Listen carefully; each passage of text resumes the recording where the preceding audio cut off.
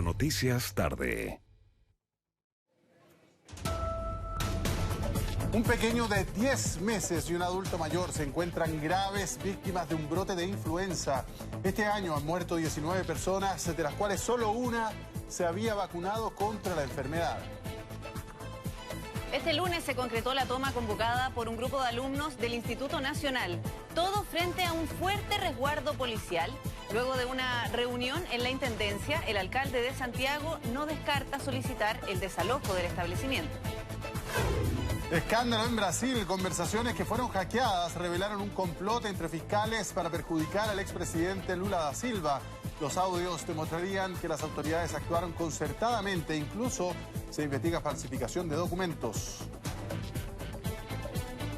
¿Cómo están? Muy buenas tardes, bienvenidos a las noticias. Junto a José Luis Repening vamos a contarles los hechos más destacados de la jornada. Y vamos a partir contándoles lo siguiente, porque efectivos de las Fuerzas Especiales de Carabineros logró la detención de 20 personas y la incautación de 55 fuegos artificiales durante una acción preventiva realizada en un velorio que era considerado de alto riesgo. Bueno, Daniela Valdés nos va a entregar los detalles de estas y otras informaciones de la agenda policial. ¿Qué tal, Daniela? Buenas tardes. Hola, muy buenas tardes. Sí, fíjense que fueron más de 2.500 los controles policiales que realizó la policía en este funeral, que finalmente se enmarca en lo que ya está funcionando y son estos protocolos de funerales de alto riesgo. Este que se registró el día de ayer tiene que ver con un joven de 18 años que les comentamos la semana pasada, había fallecido en una persecución policial y, si ustedes recordarán, la familia reclamaba que era inocente. Bueno, este fin de semana fue su velorio posterior funeral y se activó este protocolo entonces de funerales de alto riesgo, producto de la cantidad de antecedentes que poseía este joven de 18 años. Eso hizo entonces que un importante contingente de carabineros participara de esto, además de otras organizaciones. Recordemos que el Servicio Médico Legal, la PDI y otras entidades también participan, y ha dicho, bueno, la policía uniformada, que se logró la incautación de al menos 55 fuegos artificiales, además de la detención de 20 personas, muchas de ellas con órdenes pendientes y el resto por el porte ilegal de arma. Bueno, va a ser a eso de la 1:30 de la tarde cuando también hable gente del gobierno a raíz de este hecho. Vamos a partir escuchando las palabras que hay del comandante que estuvo a cargo de este procedimiento en la comuna de Cerro Navia. Durante esta acción preventiva que nosotros ejecutamos, logramos un control importante de acciones, de las cuales resumo más de 20 detenidos, destacando el 60% de estos por orden de aprehensión pendiente que sacamos de circulación desde las calles. Les comentaba yo que va a ser la subsecretaria de Prevención del Delito, Catherine Martorell, quien a eso de la 1:30 de la tarde también dé una vocería en este balance de lo que tiene que ver con estos protocolos de funerales de alto riesgo que ya están funcionando. Vamos a revisar ahora otra información policial, pero que tuvo lugar en la comuna de San Bernardo, donde también se llevó a cabo una extensa persecución que parte cuando personal del CEP, del Servicio de Encargo y Búsqueda de Carabineros, nota que había en el sector un grupo de sujetos que estaban remolcando un vehículo de alta gama. Bueno, ellos, al notar la presencia de la policía, comienzan a escapar por la autopista, una persecución bastante extensa que incluso llega hasta el sector de La Pintana. Se pide cooperación también a carabineros del sector y se logra la detención de estas 4 personas, 2 de ellos menores de edad y otros 2 adultos, todos con antecedentes. Se recuperó además el vehículo que tenía en cargo por robo y que era un vehículo Dodge que había sido robado en Las Estrellas. Vamos a escuchar las palabras que también hay del teniente que estuvo a cargo de este procedimiento en la prefectura del Maipo. Se percatan que un grupo de individuos empujaban un vehículo deportivo de alta gama. Al volver al lugar y verificar el procedimiento, se percatan los individuos de la presencia policial y se dan a la fuga en un vehículo azul. Se inicia una persecución por varias arterias del sector sur, logrando la detención de 4 individuos en el sector de La Pintana. Son 2 menores de edad y 2 adultos. Y finalmente, para cerrar la agenda policial, les queremos mostrar lo que fue un exitoso operativo que llevó a cabo la Prefectura Aeropolicial de Carabineros junto con el GOPE. Todo esto en un rescate que parte el día de ayer en la noche, cuando un hombre español acompañado de su mujer chilena se habían perdido entonces en el cerro Chicauma, esto en la comuna de Lampa, pero además la mujer de este matrimonio se había lesionado. Baja el hombre de este matrimonio para así poder tener señal, poder alertar a la policía, y comienza así un operativo que primero estaba en manos del GOPE, quienes suben, llegan al lugar para poder pasar la noche también con la mujer, y durante esta mañana, cuando ya había algo de luz día, comienza también el operativo que llevó a cabo la Prefectura Aeropolicial con 5 carabineros, y además que duró cerca de 40 minutos con este exitoso operativo que ustedes pueden ver las imágenes. Lograron entonces rescatar a esta mujer que tenía una lesión y trasladarla hasta la posta central. Escuchemos las palabras del comandante que estuvo a cargo. Se despega con un equipo multidisciplinario en donde nuestro personal GOPE, paramédicos y pilotos, en el helicóptero que tengo a mi espalda, comienzan la búsqueda en estos cerros. Se da la ubicación de las personas y comenzamos una extracción de la persona lesionada. Esta extracción se da también en el margen de un entrenamiento continuo que tenemos nosotros. Hace 2 semanas atrás tuvimos personal de Gendarmería Francesa enseñándonos unas nuevas técnicas de rescate en altura y con winche de carga, y la hicimos efectiva el día de hoy. Practicamos esa extracción de estos lesionados y por supuesto que nos dieron resultados positivos. Muy importante eso, porque nos comentaban ellos que estas capacitaciones, por supuesto, les han permitido perfeccionar sus rescates y permitir que estas personas pudiesen volver hoy día a sus casas sin ningún inconveniente. Les decía yo, participó no solamente personal del GOPE, sino que también de la Prefectura Aeropolicial Priscila José Luis. Perfecto, Daniela, 1.000.000 de gracias por tu reporte. Que tengas buenas tardes. El siguiente dato es preocupante. En lo que va del año, 19 personas ya fallecieron por culpa de la influenza. De ellas, solo una se había vacunado contra el virus. Ayer conocimos el caso de un pequeño de 10 meses que se encuentra grave en la clínica Las Condes, producto de esta enfermedad. Y para tener un estado actualizado de su situación, para hablar también sobre este tema, vamos a tomar contacto con Clarisa Muñoz para saber cuáles son los resguardos. Bueno, la recomendación siempre es vacunarse, porque contraer esta enfermedad con y sin vacunas es otro el panorama. Pero además, Clarisa, considerando que una de las 19 personas que murió se había vacunado, de todas maneras sigue siendo súper preocupante, porque el virus está atacando de manera muy agresiva. Buenas tardes. Así es, Priscila, muy buenas tardes. La verdad es que la vacuna puede hacer la diferencia entre la vida y la muerte. De estas 19 personas fallecidas, como mencionabas tú, solo una tenía puesta su vacuna, y además también se trataba de un paciente de los grupos de riesgo. No es que haya sido una persona que no haya tenido una particular propensión a desarrollar una enfermedad más grave, precisamente de los grupos que están llamados a vacunarse, porque son aquellos quienes están más propensos a desarrollar esta enfermedad de manera más grave. Los grupos de riesgo, recordemos, son los niños menores de 6 años, los adultos mayores y todas aquellas personas que tengan enfermedades crónicas, además de mujeres embarazadas con más de 14 semanas de gestación. Se espera que dentro de los próximos días ya comience a desarrollarse el pic de esta enfermedad, y es por eso que las autoridades han sido enfáticas en reiterar el llamado a vacunarse. La verdad es que la cantidad de vacunas no ha alcanzado los estándares óptimos que deberíamos tener ya a estas alturas, y el grupo de riesgo que está más al debe en esta materia es precisamente el de los adultos mayores. Pero antes de profundizar en este tema con la opinión de los expertos, quiero comentarles que estamos aquí afuera del Hospital San José, donde hoy se realizó un cacerolazo protagonizado por los mismos trabajadores del hospital, que durante estos últimos días, en realidad desde el 29 de mayo, están en paro porque buscan hacer un llamado de atención a las autoridades y a la ciudadanía, pidiendo soluciones definitivas para la crisis que se vive aquí al interior del hospital por falta de insumos, por falta de camas, por falta de espacios, por falta de profesionales. Las imágenes que hemos visto los últimos días dan cuenta de una realidad tremendamente preocupante, principalmente pacientes que han sido hospitalizados, ni siquiera en sillas de ruedas, sino que en sillas de hospital, donde se les conecta el suero, se les administran de esa manera los medicamentos sin que tengan las condiciones óptimas que debería tener una persona hospitalizada. Es más, ni siquiera deberían haber hospitalizados en urgencia, pero es tanto el colapso que sufre este hospital hospital que atiende a toda la zona norte de Santiago, que no solamente tienen que hacer hospitalizaciones en urgencia, sino que además ampliar esto a las sillas, a las salas, por ejemplo, de reanimación. Había un video particularmente crítico que conocimos durante la semana pasada que muestra cómo un paciente que llegó herido a bala debieron hacerle reanimación en el suelo porque todo el resto de los espacios estaban ocupados por pacientes que necesitaban atención urgente. Es por eso entonces que los trabajadores han decidido evidenciar esta situación, están manifestándose públicamente, han copado en realidad las portadas de los diarios, los espacios en los noticiarios, tratando de buscar alguna solución definitiva que hasta ahora aseguran que no ha llegado. El gobierno ha dado algunas alternativas, ha ofrecido abrir camas en otros hospitales y anunciaron también la instalación de un hospital de campaña que comenzó a instalarse el día de hoy y se espera que esté operando ya para el día miércoles, pero lo que aseguran los funcionarios aquí del hospital es que esas medidas no son suficientes, no solucionan el problema de raíz y no son nada más que parches que pueden ayudar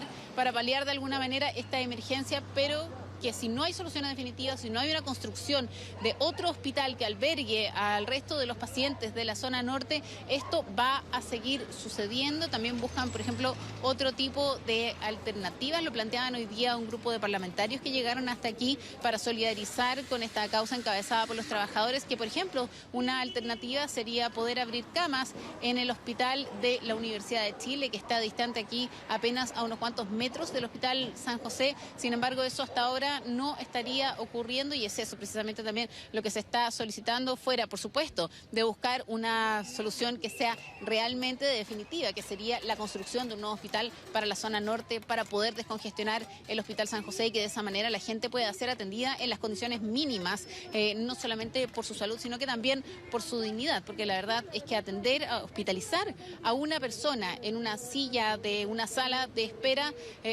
dista bastante de un tratamiento óptimo que deberían estar recibiendo las personas en esta zona. Hasta aquí llegaron hoy un grupo de parlamentarios precisamente para comunicar estas ideas y quisiera ahora invitarlos a escuchar sus declaraciones.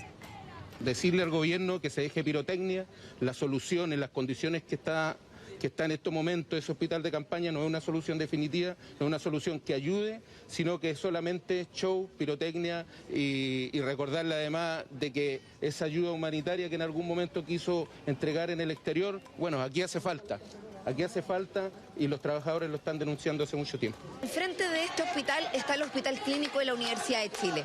Nos hemos reunido con la doctora Graciela Rojas, que es la directora del hospital, y ellos tienen disposición y capacidad para poder implementar camas críticas y poder ejecutar un convenio directo entre FONASA y el Hospital Clínico de la Universidad de Chile. Hay que ver entonces qué tipo de respuesta dan las autoridades sobre esta última idea de poder trasladar pacientes críticos desde aquí al Hospital J. Aguirre, porque recordemos que aquí incluso en la urgencia hay pacientes hospitalizados que deberían estar en la unidad de cuidados intensivos y que por falta de espacio no están pudiendo ser atendidos de esa manera, y advierten ya también los funcionarios aquí del hospital que eso también podría significar la diferencia entre la vida y la muerte de un paciente. Pudimos también conversar con ellos, con los dirigentes, también con pacientes de familiares que cuentan la situación crítica que se vive día a día al interior del Hospital San José, y esto es lo que nos relataban. Nos ofrecen 40 camas en el hospital antiguo, más 7 camas que ofrece la FACH, que son 2 de paciente crítico, 2 de neonatología, y las otras 43 camas que se ofrecen son de pacientes básicos. Entendiendo que nosotros ni siquiera podemos sacar pacientes básicos de la torre, porque la torre está completa atendiendo pacientes críticos. Y nuestros pacientes que llegan acá en condición de pacientes básicos se van con una receta para su casa, ni siquiera están en hospitalización domiciliaria. No la atendieron ahí. Disculpa que no te puedas, pues vamos a otro lado. ¿Cuánto tiempo estuvieron esperando por atención? Hora y media para nada, hasta ahora. Yo a mi marido lo tengo con crisis en la casa y he andado en hospital y digno que no tengo para pagar un porque estamos los dos cesantes, entonces no lo puedo llevar a un particular, tengo que venir al hospital y traerlo y me lo tratan de que con todo el diagnóstico que me dieron me dejaron, ahora voy a poner una queja a dirección.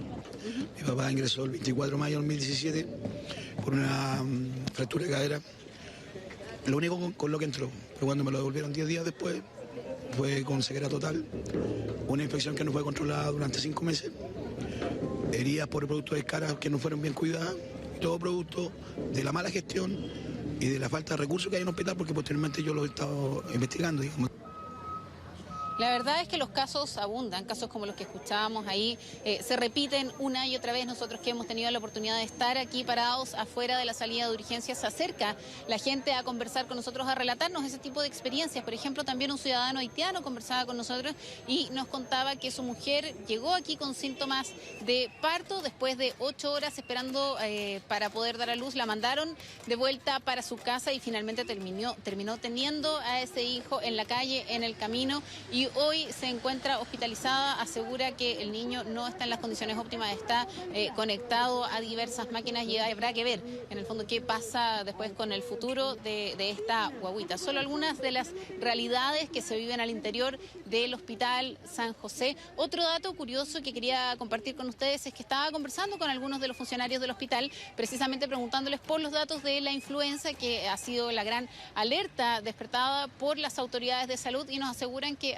hasta este momento aquí no hay casos diagnosticados de influenza. Habrá que ver qué significa eso, ya que si en la mayoría de los centros asistenciales de nuestro país se está llevando a cabo, puede ser que aquí haya un tema de que producto de la sobrepoblación y producto también del exceso de pacientes que están llegando, de la falta de recursos para atenderlos. Habrá que ver si realmente no han llegado aquí casos de pacientes con influenza o si tal vez no se están llevando a cabo los exámenes porque no hay capacidad en este momento para hacerlo. Pero donde sí hay 3 casos graves en este momento de influenza es en la clínica Las Condes, donde se vive, por supuesto, una realidad completamente opuesta de la que se vive aquí en el Hospital San José. Estamos hablando de un lactante de 10 meses y de 2 pacientes adultos que están en estado crítico. Recordemos que en lo que va ya de la temporada de invierno hay 19 personas que han fallecido producto del virus de la influenza. Solamente uno de esos 19 había sido inoculado con la vacuna que permitiría evitar que esta enfermedad se desarrolle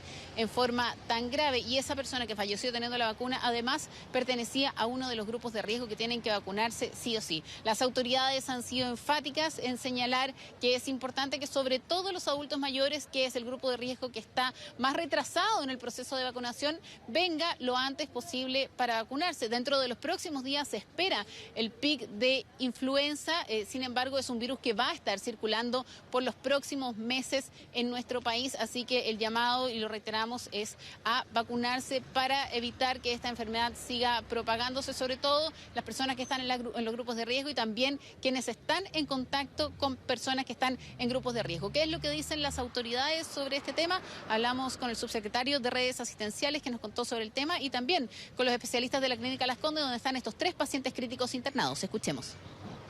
A nivel nacional, la campaña de vacunación tiene una cobertura hasta hoy día en la mañana de un 81%. Especialmente el fin de semana hubo varios, miles de grupos, de personas de grupos objetivos que han concurrido a vacunarse y nosotros hemos concurrido a vacunarlos. No obstante ello, hay comunas que están más atrás y comunas que están más adelante. La mortalidad de este virus es variable año a año, sin embargo ha sido dentro de los márgenes usuales. Recordemos que esta cepa que apareció el año 2009, H1N1, siempre ha afectado también a grupos sanos. No todos los pacientes que han fallecido de esta cepa pandémica han tenido factores de riesgo y por eso el llamado es a vacunarse a toda la población. Claro, no solamente las personas que están en los grupos de riesgo tienen el riesgo de fallecer por esta enfermedad, por eso el llamado, por supuesto, es a vacunarse. El virus va a estar circulando durante por los próximos meses, en realidad por lo que queda de la temporada de invierno. Mientras más bajan las temperaturas, más posibilidades hay de que este virus esté circulando en el aire, así que mejor prevenir que curar. La vacuna puede hacer la diferencia entre la vida y la muerte. Si no se ha vacunado todavía, este es el momento de hacerlo. Sí, además considerando esas consecuencias, con 19 personas que ya han muerto producto de este virus, es sumamente necesario vacunarse. Muchas gracias, Clarisa, por tu completo informe. Buenas tardes. Bueno, vamos a otros temas. José Antonio Kast finalmente inscribió este lunes en el CERVEL el Movimiento Acción Republicana como un partido oficial. El exdiputado confirmó que desde ahora serán el Partido Republicano, incluso ya tienen un nuevo logo. Algunos ya, hubo mucho entusiasmo en los partidarios que lo recibieron en el servicio electoral, con guasos quincheros, música, incluso un escudo del Capitán América, parece que se parece bastante al logo que oficial de este nuevo partido. Y Silvia Córdoba nos va a entregar detalles absolutamente en vivo. Silvia, ¿qué tal? Buenas tardes.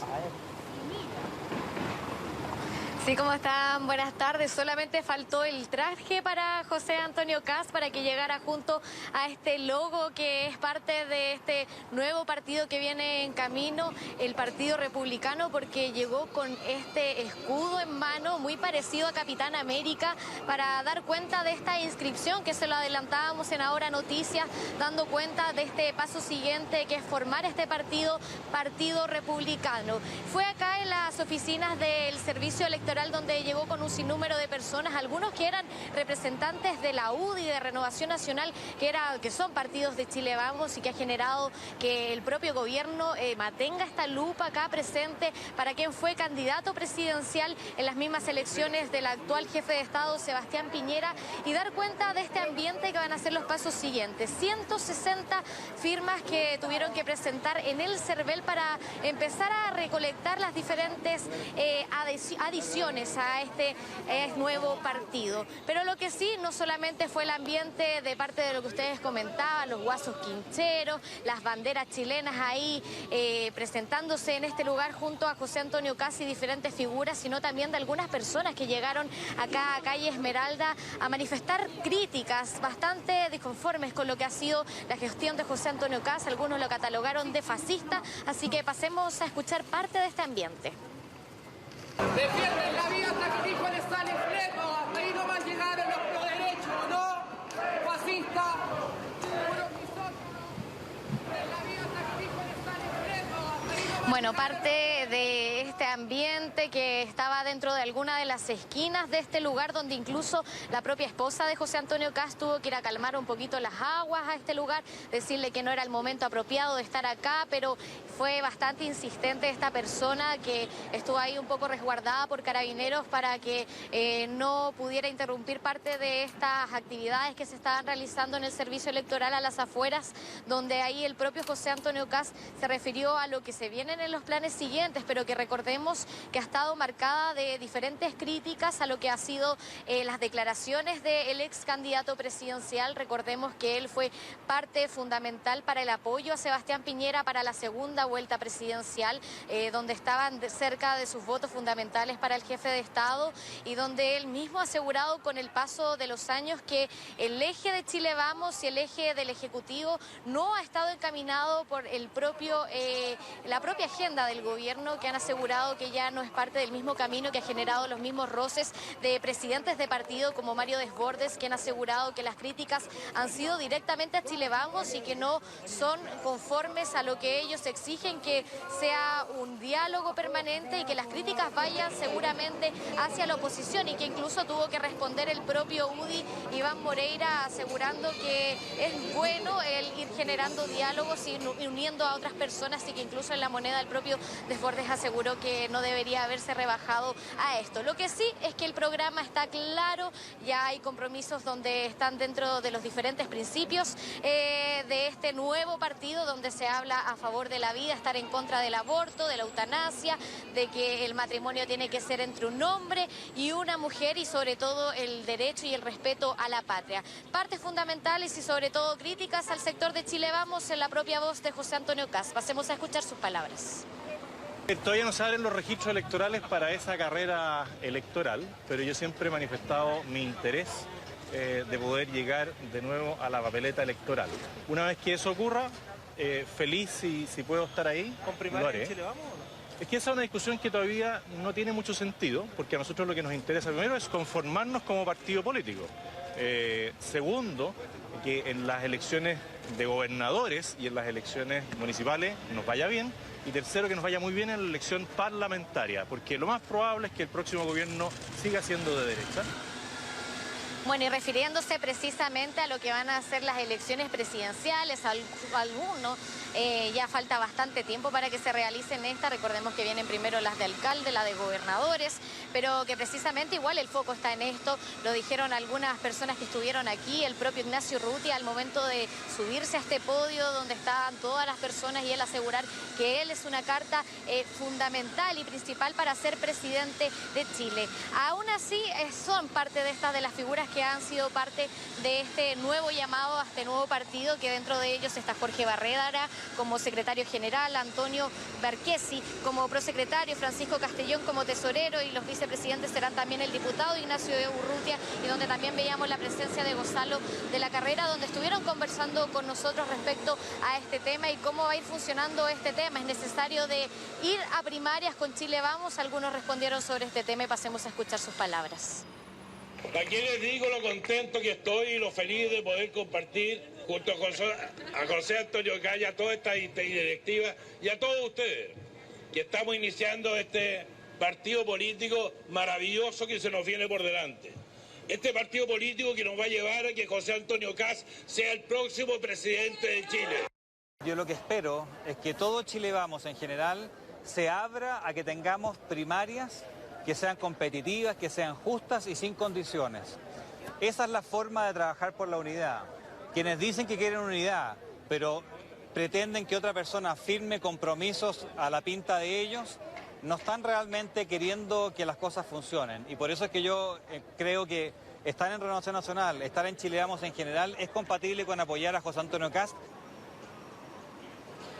Un fuerte llamado de parte de quienes ya están firmando para ser parte de este nuevo partido, que es sumarse a Chile Vamos, de que Chile Vamos tenga un constante y permanente diálogo con esta nueva figura que se va a posicionar como nuevo partido político, pero que se los decía desde el gobierno, han estado bastante atentos, por más que dicen que hay que dejar que hablen, de que cada uno puede formar su propio partido, pero que sí ha generado bastantes divisiones en Renovación Nacional, en la UDI sobre todo, de este llamado a transparentar las filas, de que algunos parlamentarios que todavía siguen en estos partidos transparenten si quieren ser parte también de esta nueva colectividad que se va a empezar a formar, y que algunos ya han anunciado estar cerca de del dejar su partido y estar posicionándose para poder empezar a trabajar junto a José Antonio Caz. Hablaron desde el propio gobierno luego de este comité político que se iniciaba a la misma hora cuando José Antonio Caz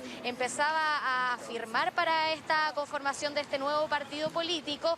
Fueron los propios parlamentarios, algunos asegurando que no es momento de que José Antonio Caz realice críticas hacia el gobierno, sino que hacia la oposición, que es el camino que se está dando, que es el llamado al diálogo. Algunos, como en el sector de Bópoli, eso sí asegurando que no es el camino correcto el sumar filas junto a José Antonio Caz. Porque nosotros apelamos a José Antonio Caz, quien fue secretario general de nuestro partido, que compitió 2 veces por la presidencia, que apelara a su patriotismo, a su amor a Chile, y que no haga daño. La verdad es que si nosotros dedicamos a hacer fuego amigo, si nosotros dedicamos a criticar al gobierno por la prensa, si dedicamos a criticar a nuestro sector, que es diverso, donde hay distintas posturas en muchos temas, pero donde hemos sabido administrar las diferencias para poder resolverlas internamente, la verdad que lo único que va a hacer es pavimentarle el camino a la izquierda. Que le vaya bien a José Antonio Caz, que no tenemos ningún problema con José Antonio Caz, que no es mi adversario político. Y le pido a José Antonio Caz de nuevo lo mismo que dije el viernes y el sábado después de leer su entrevista, que apunte hacia donde están los adversarios, porque su entrevista, página completa en el Mercurio, lo que hizo fue dedicar todo a criticar al gobierno y a los partidos de Chile Vamos, y eso me parece que es un error. Bien interesante, porque todos los comentarios han venido desde el interior del conglomerado de gobierno de Chile Vamos, que estamos bastante, digamos, en la cercanía natural, ¿no?, que tiene con este nuevo partido. Un par de cositas. Va a ser bien interesante ver cómo el Partido Republicano irrumpe entonces en la derecha chilena. Hoy día es gobierno. Recordemos que la derecha históricamente no tiene un 54% de adhesión, salvo la última elección presidencial, es porque el presidente Sebastián Piñera creció un poquito hacia el centro, ya que hubo cierto centro, que si bien muchas veces no es partidista, vota moderado, sintió que la nueva mayoría se había corrido un poquito hacia la izquierda. Entonces, por ahí creció la centroderecha, hacia el centro. Ahora vamos a ver si este Partido Republicano hace que ese centro, por ejemplo, tenga ciertas dudas con Chile Vamos, ¿no? Esos son efectos que vamos a ir viendo. O si en definitiva se consolida, incluso más aún, el conglomerado de gobierno. Eso estará por verse. Pero también tiene otro desafío que es bien relevante el Partido Republicano, a propósito de crearse y constituirse al amparo de un líder que, por ejemplo, podríamos hacer el símil con Marco Enrique Sominami cuando crea el PRO. Después de una buena elección, cuando obtuvo el 20% de los votos el año 2009, crea el PRO, pero el PRO no trascendió más allá. No tuvo cargos importantes, no tuvo representación parlamentaria. De hecho, solo ahora con Marisela Santibáñez lo tuvo después de 10 años, básicamente. Entonces, ahora se le vienen desafíos el próximo año, la elección de gobernadores y también las municipales, y ahí seguramente va a tener que mostrar un músculo. Y lo mismo para las parlamentarias, Silvia, porque si no va a caer en la intrascendencia al igual que el PRO. Así es que, bueno, vamos a ver cómo se comporta José Antonio Kast, pero también su partido, tanto electoralmente como políticamente al interior del conglomerado de gobierno. Claro, hay que esperar sobre todo también, como yo les decía, 7.000 firmas, que eso tiene que ser en un periodo de 6 meses, 7 meses, donde tienen que ir recorriendo todo el país para tenerla. Todavía todos son militantes, futuros, así que todavía hay que tener bastante paciencia para lo que va a ser la conformación de este partido. Exactamente, simpatizantes de este nuevo partido y que, bueno, por lo menos acá han dicho que igual van a tratar de conversar con el gobierno para lo que se viene más adelante, pero que José Antonio Kast nos decía, incluso ahora noticias, que le simpatizan algunas cartas como Alberto Plaza, Gonzalo de la Carrera, para estar en las parlamentarias. Vamos a ver si ellos aceptan esta petición. Algunos ya han dicho que no, que prefieren apoyarlo desde lejos, pero lo que sí es que harto por cortar, harto por conversar por lo menos con el gobierno para saber si en algunas futuras elecciones presidenciales va a estar ahí José Antonio Kast al lado de Chile Vamos, o simplemente como lo fue en las elecciones anteriores como candidato independiente, y luego ahí viendo si suma o no los apoyos para otro candidato si es que vienen las elecciones presidenciales en ese sentido. Perfecto, Silvia, un millón de gracias. Vamos a estar muy atentos a lo que ocurra con, ¿cómo se llama? Partido Republicano. Gracias, buenas tardes. Bien, y este lunes se concretó la toma convocada por un grupo de alumnos del Instituto Nacional. Todo esto frente a un fuerte resguardo policial. Tras una reunión en la Intendencia, el alcalde de Santiago no descarta solicitar el desalojo del establecimiento. María José Purches estuvo ahí y nos va a ampliar esta información. ¿Qué fue lo que se habló? ¿Cuáles son las conclusiones? ¿Y qué se puede esperar entonces para la comunidad educativa del Instituto Nacional? Adelante, María José. Buenas tardes. Buenas tardes. Sí, bueno, con esta ya sería la 7ª semana de manifestaciones consecutivas que lleva adelante el Instituto Nacional, un emblemático establecimiento que ha estado marcado por jornadas de fuerte violencia y también por una polarización que no ha cesado entre los distintos estamentos, estudiantes, centros de apoderado, que sabemos que son 3, también de la directiva y por supuesto el municipio de Santiago, que ha sido un actor relevante dentro de la discusión. En concreto, ¿qué fue lo que ha sucedido? La semana pasada el municipio de Santiago entregó su respuesta a las 21 demandas presentadas por los estudiantes. Se presenta su propuesta y también las fechas de plazo en que se irán concretando todas estas promesas, y los estudiantes como contrarrespuesta llamaron a una votación donde participan 3.000 alumnos, y de esta votación el 50+1 toma la decisión de tomarse el establecimiento. Una ocupación que se hizo efectiva a eso de las 8 de la mañana de este lunes. Y para resolver esta toma, tú bien lo decías, se llama a una reunión en la Intendencia de la región metropolitana, donde participaron actores fundamentales dentro de este gran problema que se ha formado acá en el Instituto Nacional. Participa la Defensoría de la Niñez, la intendenta, por supuesto, el alcalde, también el rector, que se había mostrado bastante al margen de este problema, y también representantes del centro de alumnos, y lo que se plantea es ir conversando aún más estas respuestas que ha presentado el municipio respecto del petitorio para poder deponer esta toma, porque esa fue una de las principales temáticas que se aborda en esta reunión en la Intendencia, y ahí los representantes de la directiva, según señalaron, quedaron bastante conforme con la propuesta y se queda de acuerdo en que durante esta tarde será responder si es que esta toma se depone o no. No se habló de nuevas estrategias, de nuevas respuestas a este petitorio, solamente la idea de ir aunando criterios, de ir armando una hoja de ruta en conjunto con todos los actores, donde también se suma la Defensoría de la Niñez quien señala que la discusión alrededor del Instituto Nacional se debe abordar considerando que hay dos temáticas relevantes. Por un lado, la violencia que se ha ido desatando, las bombas Molotov, los encapuchados que han estado presentes, y también la otra parte, que es la arista más psicosocial, que tiene que ver con la malla curricular, que es parte de una de las demandas, con la instalación de una educación no sexista, con también los problemas de infraestructura que ha ido mostrando este establecimiento, y nosotros en estos momentos estamos a la espera de esta resolución. ¿Se depone o no la toma? Eso es lo que estamos esperando que se sepa. Se espera que el presidente del Centro de Estudiantes, Rodrigo Pérez, salga en las próximas horas a confirmar esta situación, que por lo pronto, según el alcalde de Santiago, no se descarta el desalojo y también la intervención de las fuerzas especiales de Carabineros para ir resolviendo esta situación. Porque en lo concreto, este problema tiene dos puntos de vista. Por una parte, hay un grupo de personas que abogan por el diálogo, por ir resolviéndolo de la manera más pedagógica posible, y por otro lado también hay un grupo que aboga por respuestas concretas e inmediatas, y para eso están de acuerdo con medidas como, por ejemplo, la toma. Nosotros conversamos con el presidente entonces del centro de alumnos en las primeras horas de la mañana, cuando esta toma se hizo efectiva, también con el rector, quien manifestó, por supuesto, su preocupación. Escuchemos entonces lo que nos dijeron. Nosotros consideramos que es sumamente necesario, y es otro de los principios por los cuales se desarrolla la toma del establecimiento, haciendo un llamado a la comunidad estudiantil en general, en todo su aspecto a nivel nacional, para que comiencen a discutirse cuál es el modelo educativo que hoy día está defendiendo la educación pública, cuáles son los problemas que trae, y realmente tengamos la capacidad de sentarnos juntos con la autoridad en igualdad de condiciones para reformar este modelo educativo.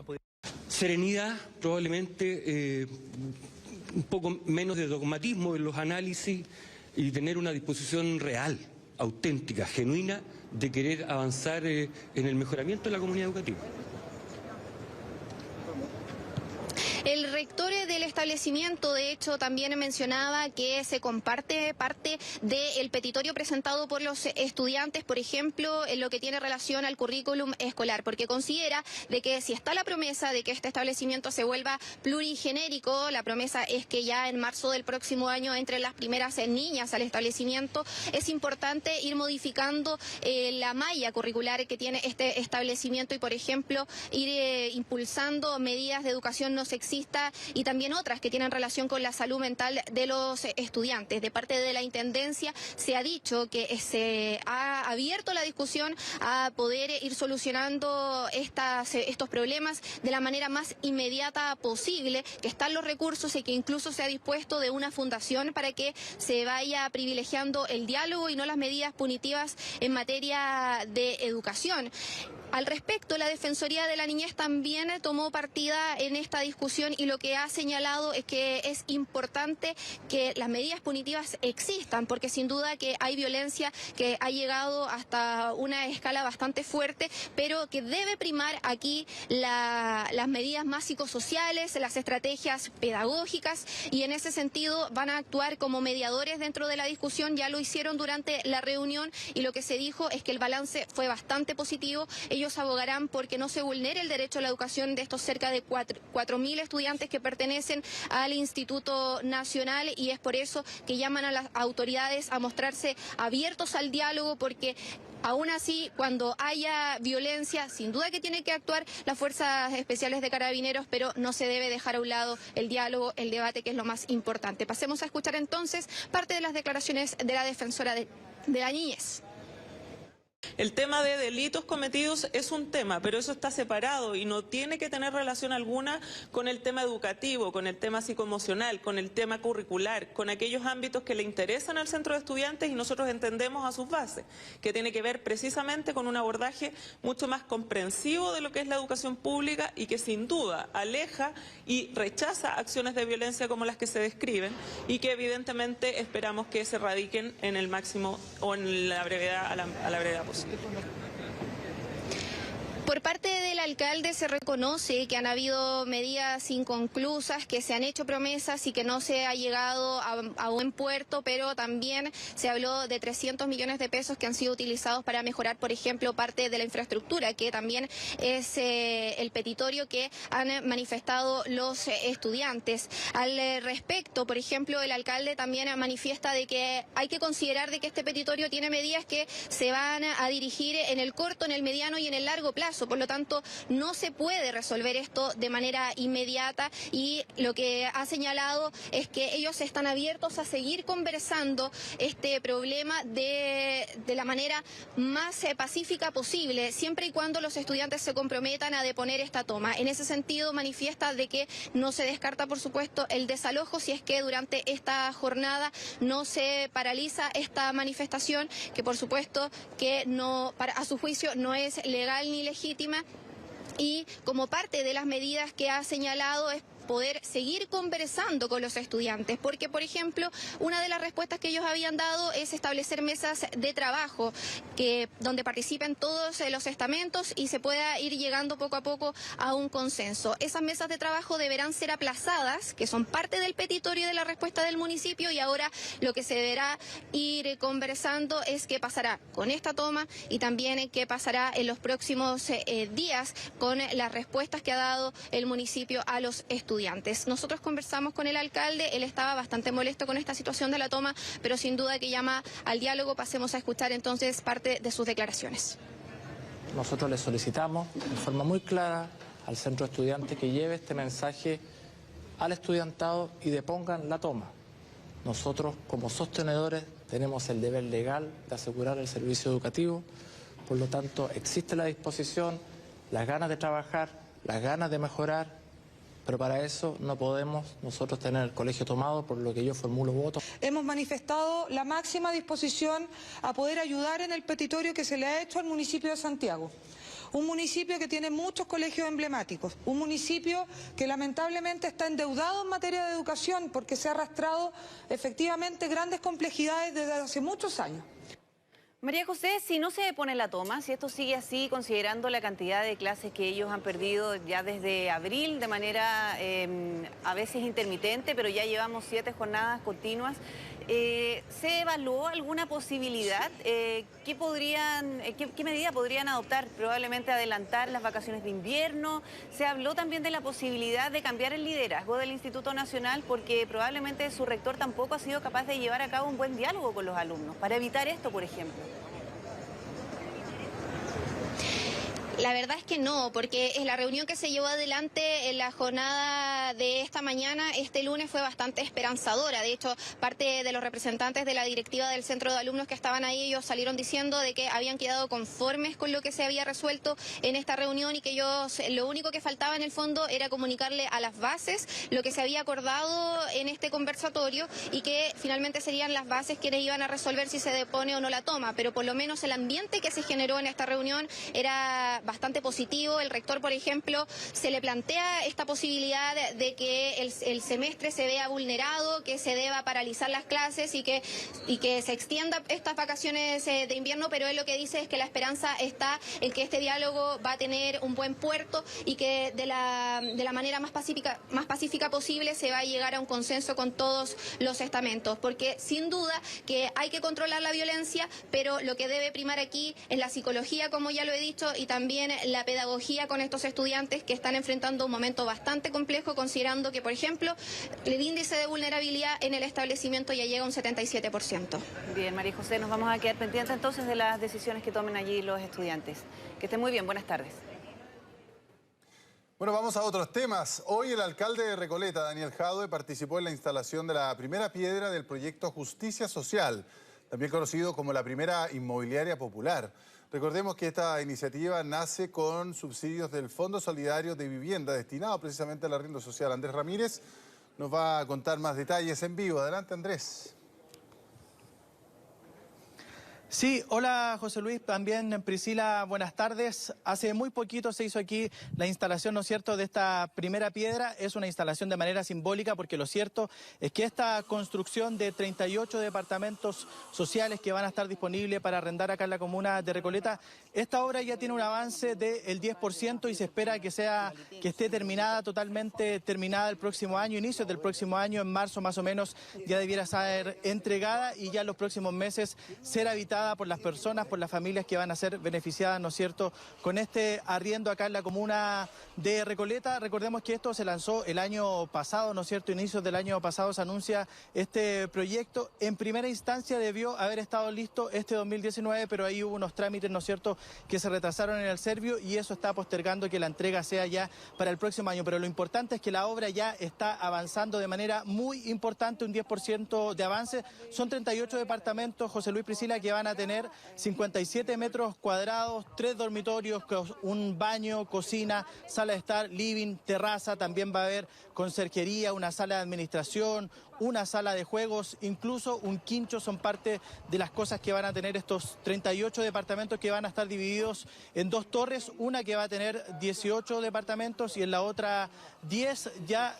Durante este segundo semestre del 2019 las familias van a tener que empezar a postular para poder arrendar estas viviendas. Básicamente son viviendas que están destinadas por ciertas familias, ¿no es cierto?, que están en situación de vulnerabilidad, familias donde hay violencia, por ejemplo, intrafamiliar, donde hay hacinamiento. Son los principales beneficiarios de esta obra que se está construyendo aquí en la comuna de Recoleta. Un dato bien importante que hay que agregar es que las familias que arrienden estos departamentos solo van a pagar, o el máximo que van a pagar es el 25% de su ingreso. Por ejemplo, si una familia tiene un ingreso de 500.000 pesos, van a pagar 125.000. Si son 400.000 pesos el ingreso familiar, 100.000 el costo del arriendo que van a tener que pagar en estos departamentos que se están construyendo acá. Vamos ahora a escuchar al alcalde comunista, ¿no es cierto?, de Recoleta, Daniel Jadwe, cuando instaló la piedra acá en este complejo habitacional.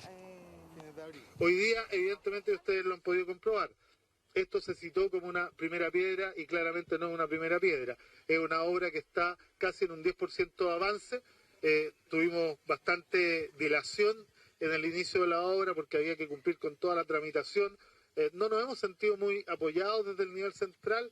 Incluso hay cosas que pasan que uno no entiende, que ahora a veces no tienen certeza ni siquiera del traspaso de este terreno que nos hizo el Servio en el gobierno anterior. Yo creo que aquí lo que vale es que vamos a dar respuesta a una necesidad urgente en nuestro país que nadie más está abordando.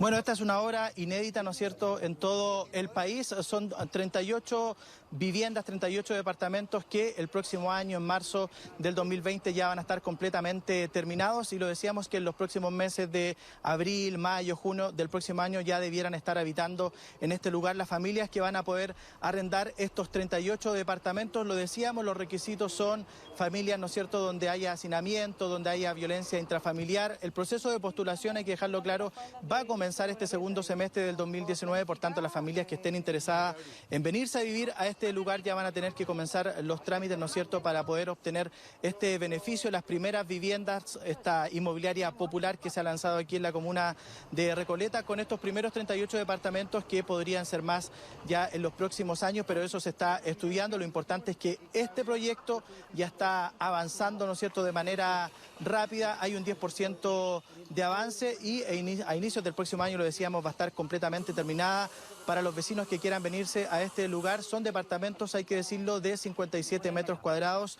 El alcalde ha dicho que son una construcción, ¿no es cierto?, bastante más grande que otros tipos de departamentos que se entregan en otras zonas del país. Dicen que en estos 3 dormitorios alcanzan por lo menos en unos una cama de 2 plazas y en los otros camas de plaza y media. Por tanto, él dice que son departamentos bastante cómodos para que las personas puedan habitar, para que una familia pueda vivir en este lugar. Vamos a escuchar ahora vecinos de aquí, precisamente de Recoleta, una vez que conocieron ya el avance de esta obra. Y vivienda digna, lo que más importante, porque estaba viendo aquí el mapa, 3 dormitorios, es algo muy, muy bonito, y feliz de que esté aquí en Recoleta. Excelente está. ¿Por qué? Por la necesidad de vivienda que está en este momento. ¿Es difícil arrendar hoy en día? horrible. Y en este sector no hay arriendo. Y aquí, como hay gente popular, mejor. Y va a ser de la comuna. Bonita. ¿Por qué? Porque hay gente que no tiene dónde vivir. Así que hagan algo así es bonito. Bueno, 1.200 millones de pesos van a costar estos 2 edificios que se están construyendo y que van a estar listos en un plazo de 7 meses, 8 meses más o menos en inicios del próximo año, completamente esto terminado.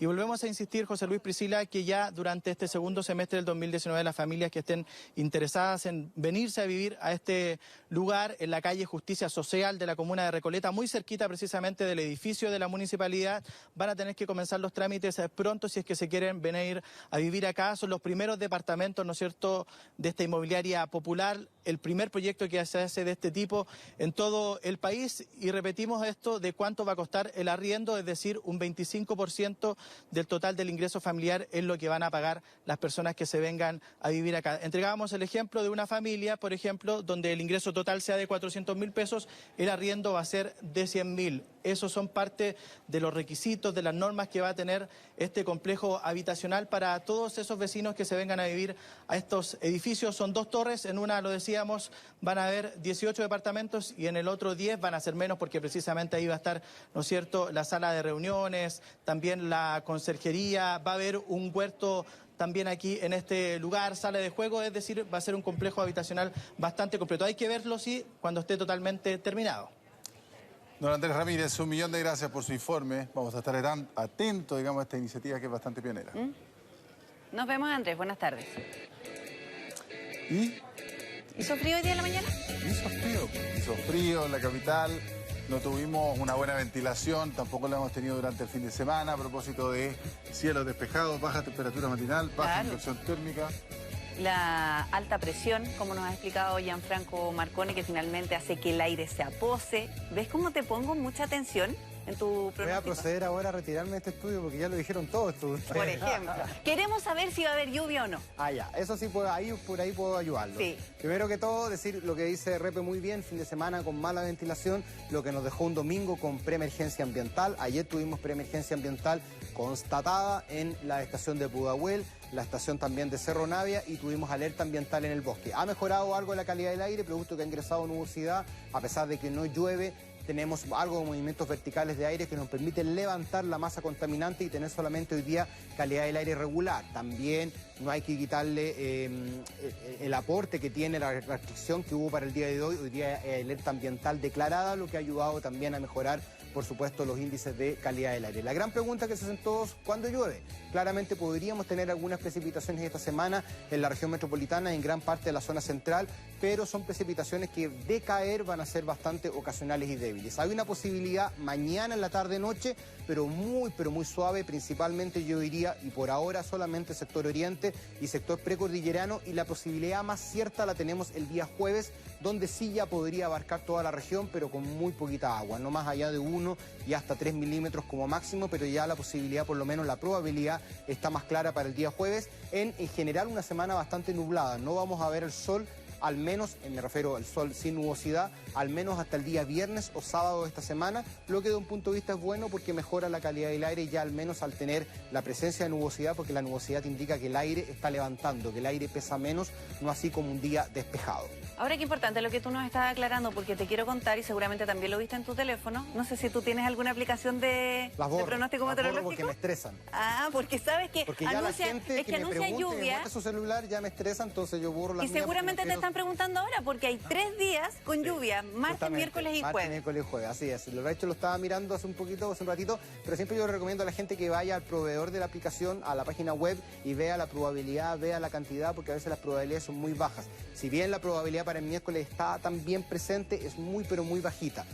Por eso solamente nosotros indicamos, al menos yo, la de mañana, que es muy ocasional, principalmente en precordillera, y si es que cae algo en el centro va a ser gotas y ya lo del jueves se ve más consistente, a pesar de que igualmente es la última parte de más que nada un núcleo frío en altura, podríamos decir, va a ser lo del día jueves, una baja segregada que abarcaría también toda la zona central. Siempre sabemos que las bajas segregadas son bastante traicioneras, que podrían a veces dejar un poquito más de agua, pero por lo menos por ahora eso dice el pronóstico. Entre martes y jueves dejémosle también ahí los créditos a las aplicaciones que indican, pero principalmente sería el jueves y la posibilidad también de que tener algo mañana en la tardecita, tarde-noche. Lo que sí, vamos a tener una semana con abundante nubosidad, hoy día nuboso, ocasionalmente con nubosidad parcial. Ustedes ya lo dijeron, frío en la mañana con 4 grados en el centro, 3 grados marcó la temperatura mínima en el sector poniente de la región metropolitana, que era el sector más contaminado tanto ayer como todavía el día de hoy, porque son las estaciones que están en niveles regulares. Llegamos hasta 17 grados en quizás el día más cálido de la semana,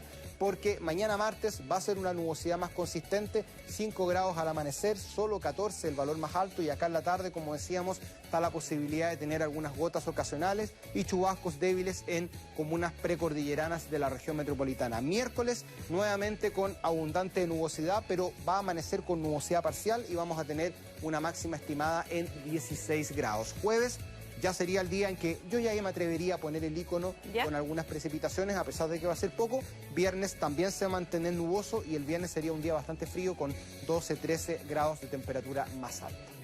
Muy bien. Clarísimo entonces, pues. No, yo no, claro. pero... Ahora esperar que empiece. Esto es bueno, ¿eh? En todo caso que esté nublado nos permite... No es lo ideal, no, pero claramente es bueno, es mejor que lo que tuvimos el fin de semana. Porque días despejados, claro, rico el solcito, pero respiramos pésimo. Respiramos pésimo. Entonces ahora vamos a tener días nublados, lo que va a permitir ventilar un poco mejor. Un poquito mejor. Lo ideal sería que llueva en un año en que llevamos 7 milímetros, deberíamos llevar casi 100 ya a esta época.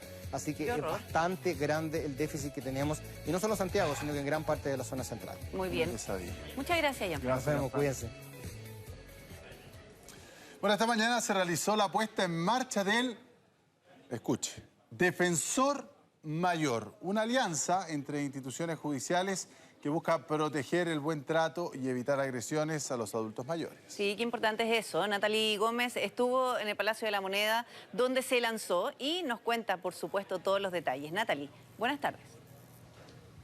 Una protección, Priscila, José Luis, que se hace sumamente necesaria porque Chile está envejeciendo a pasos literalmente agigantados. Se estima, por ejemplo, que en el año 2050 un tercio de la población sea considerado adulto mayor. ¿Y qué es lo que sucede con eso? Tiene que ver directamente con aquellos casos de maltrato, tiene que ver también con aquellos casos donde se conoce de injusticias hacia los adultos mayores y sobre todo de la indefensión que ellos están sucediendo.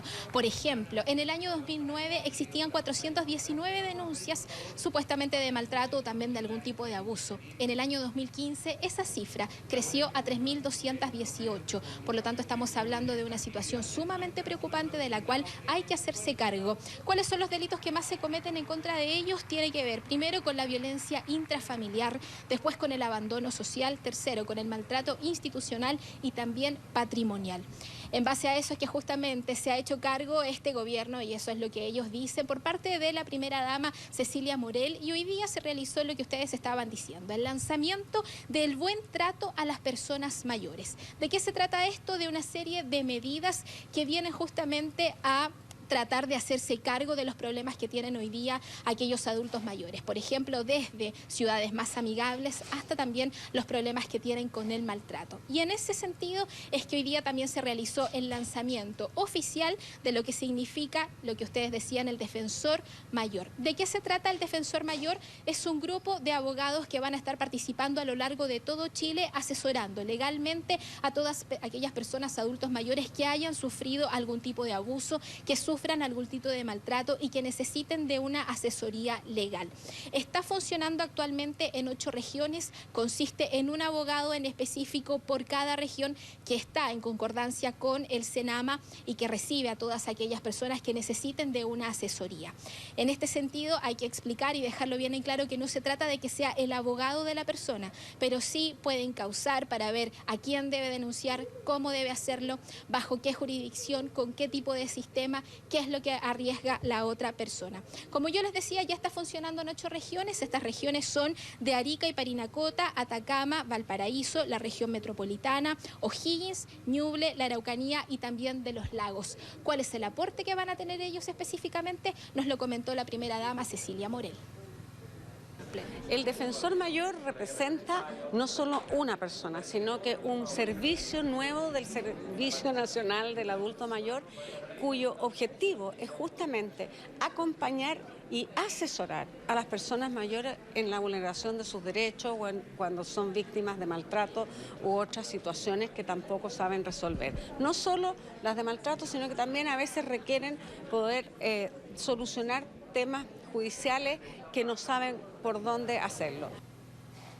Para llevar a cabo esto se realizaron distintos tipos de acuerdo, por ejemplo, con la Corporación de Asistencia Judicial, que está capacitando a los funcionarios para que puedan atender a estas personas y también entiendan cuáles son las necesidades que ellos tienen. Y lo mismo está sucediendo en el Poder Judicial con los jueces y con abogados especialistas en temas de adulto mayor.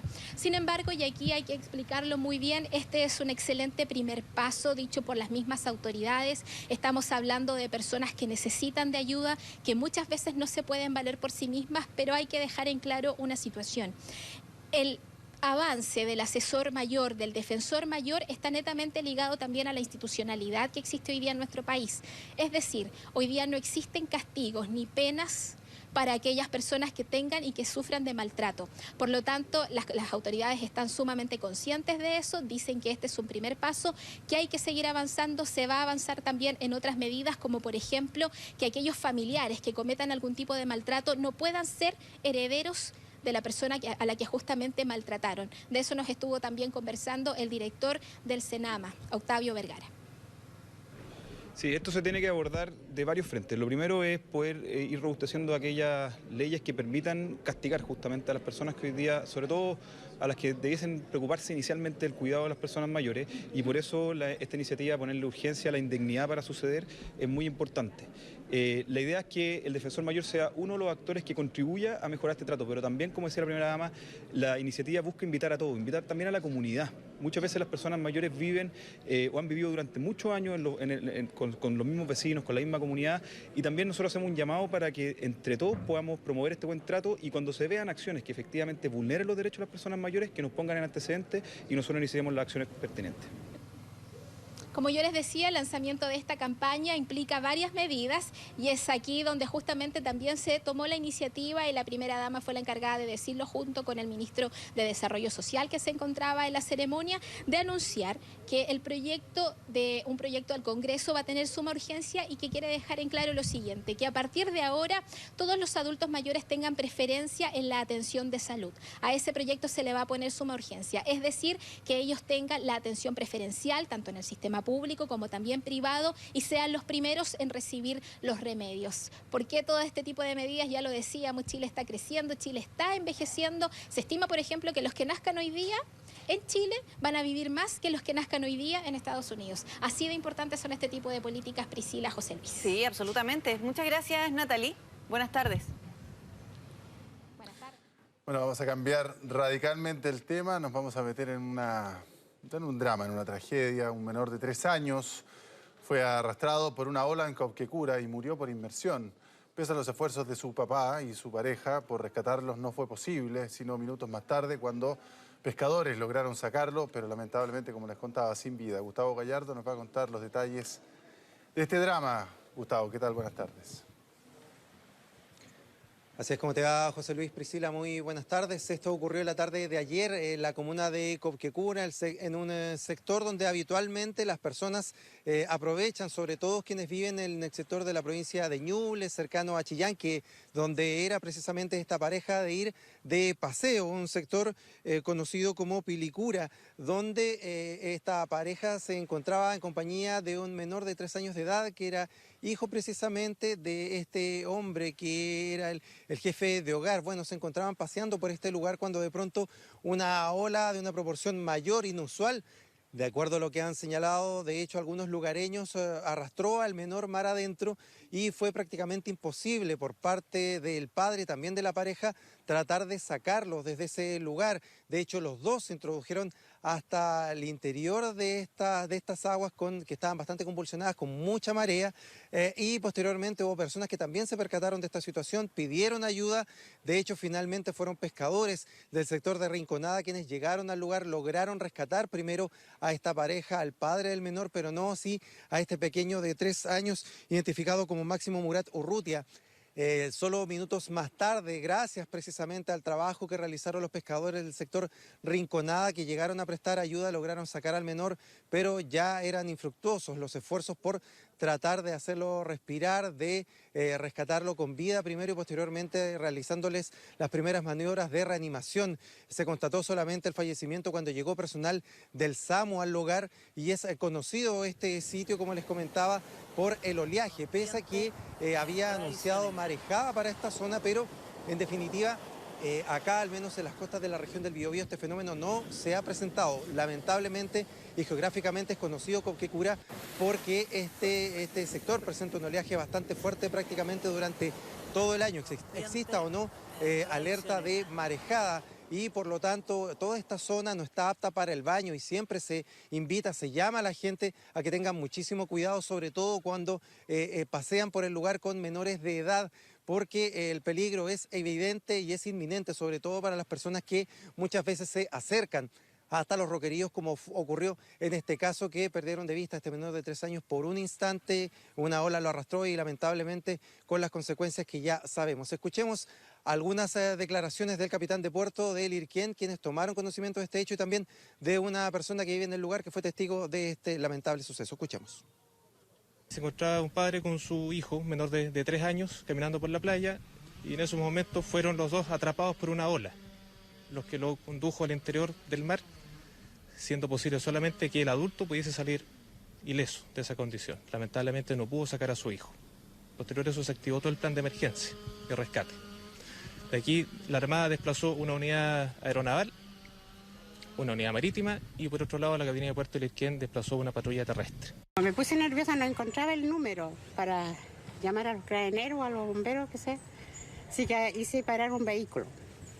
Y el vehículo ayudó, llamó a los carabineros y ya estaba todo llamado, y los bomberos, llegaba la ambulancia y los bomberos, y eso es lo que yo vi. Y después mucha gente andaba ahí en la playa buscándolo. A esta hora los familiares de este pequeño de 3 años de edad se encuentran en Chillán realizando todos los trámites en el servicio médico legal y tratando también de agilizar toda esta burocracia que hay que hacer muchas veces para poder acelerar, en este caso, la entrega del cuerpo de este pequeño, que va a ser velado, de hecho, en la capital de la región de Ñuble. Perfecto, Gustavo, muchas gracias y nuestras condolencias, por supuesto, a la familia. Bien, y ahora vamos a cambiar de tema. Les contamos que el paro de profesores convocado por el Magisterio ya se extendió por una semana sin que aún se vea una solución a este conflicto. Bueno, de hecho, este martes un grupo importante de docentes va a marchar al Congreso en Valparaíso para exigirle a los parlamentarios que legislen sobre el petitorio que hoy los moviliza. Bueno, para profundizar precisamente en este tema, vamos a tomar contacto con Mario Aguilar, quien es presidente precisamente del Colegio de Profesores. ¿Qué tal, señor Aguilar? Gusto de saludarlo. Muchas gracias por recibirnos. No, muchas gracias a ustedes por el contacto. Muy buenas tardes. Bueno, buenas tardes. ¿Qué es lo que se puede esperar de aquí en adelante? Si hay algún tipo de acercamiento, hay conversaciones o están en punto muerto, porque además, considerando que un paro es tan dañino, tan perjudicial para los estudiantes, ¿es el paro la mejor forma de buscar una solución o de seguir dialogando? No, nosotros estuvimos por meses dialogando con el Ministerio de Educación.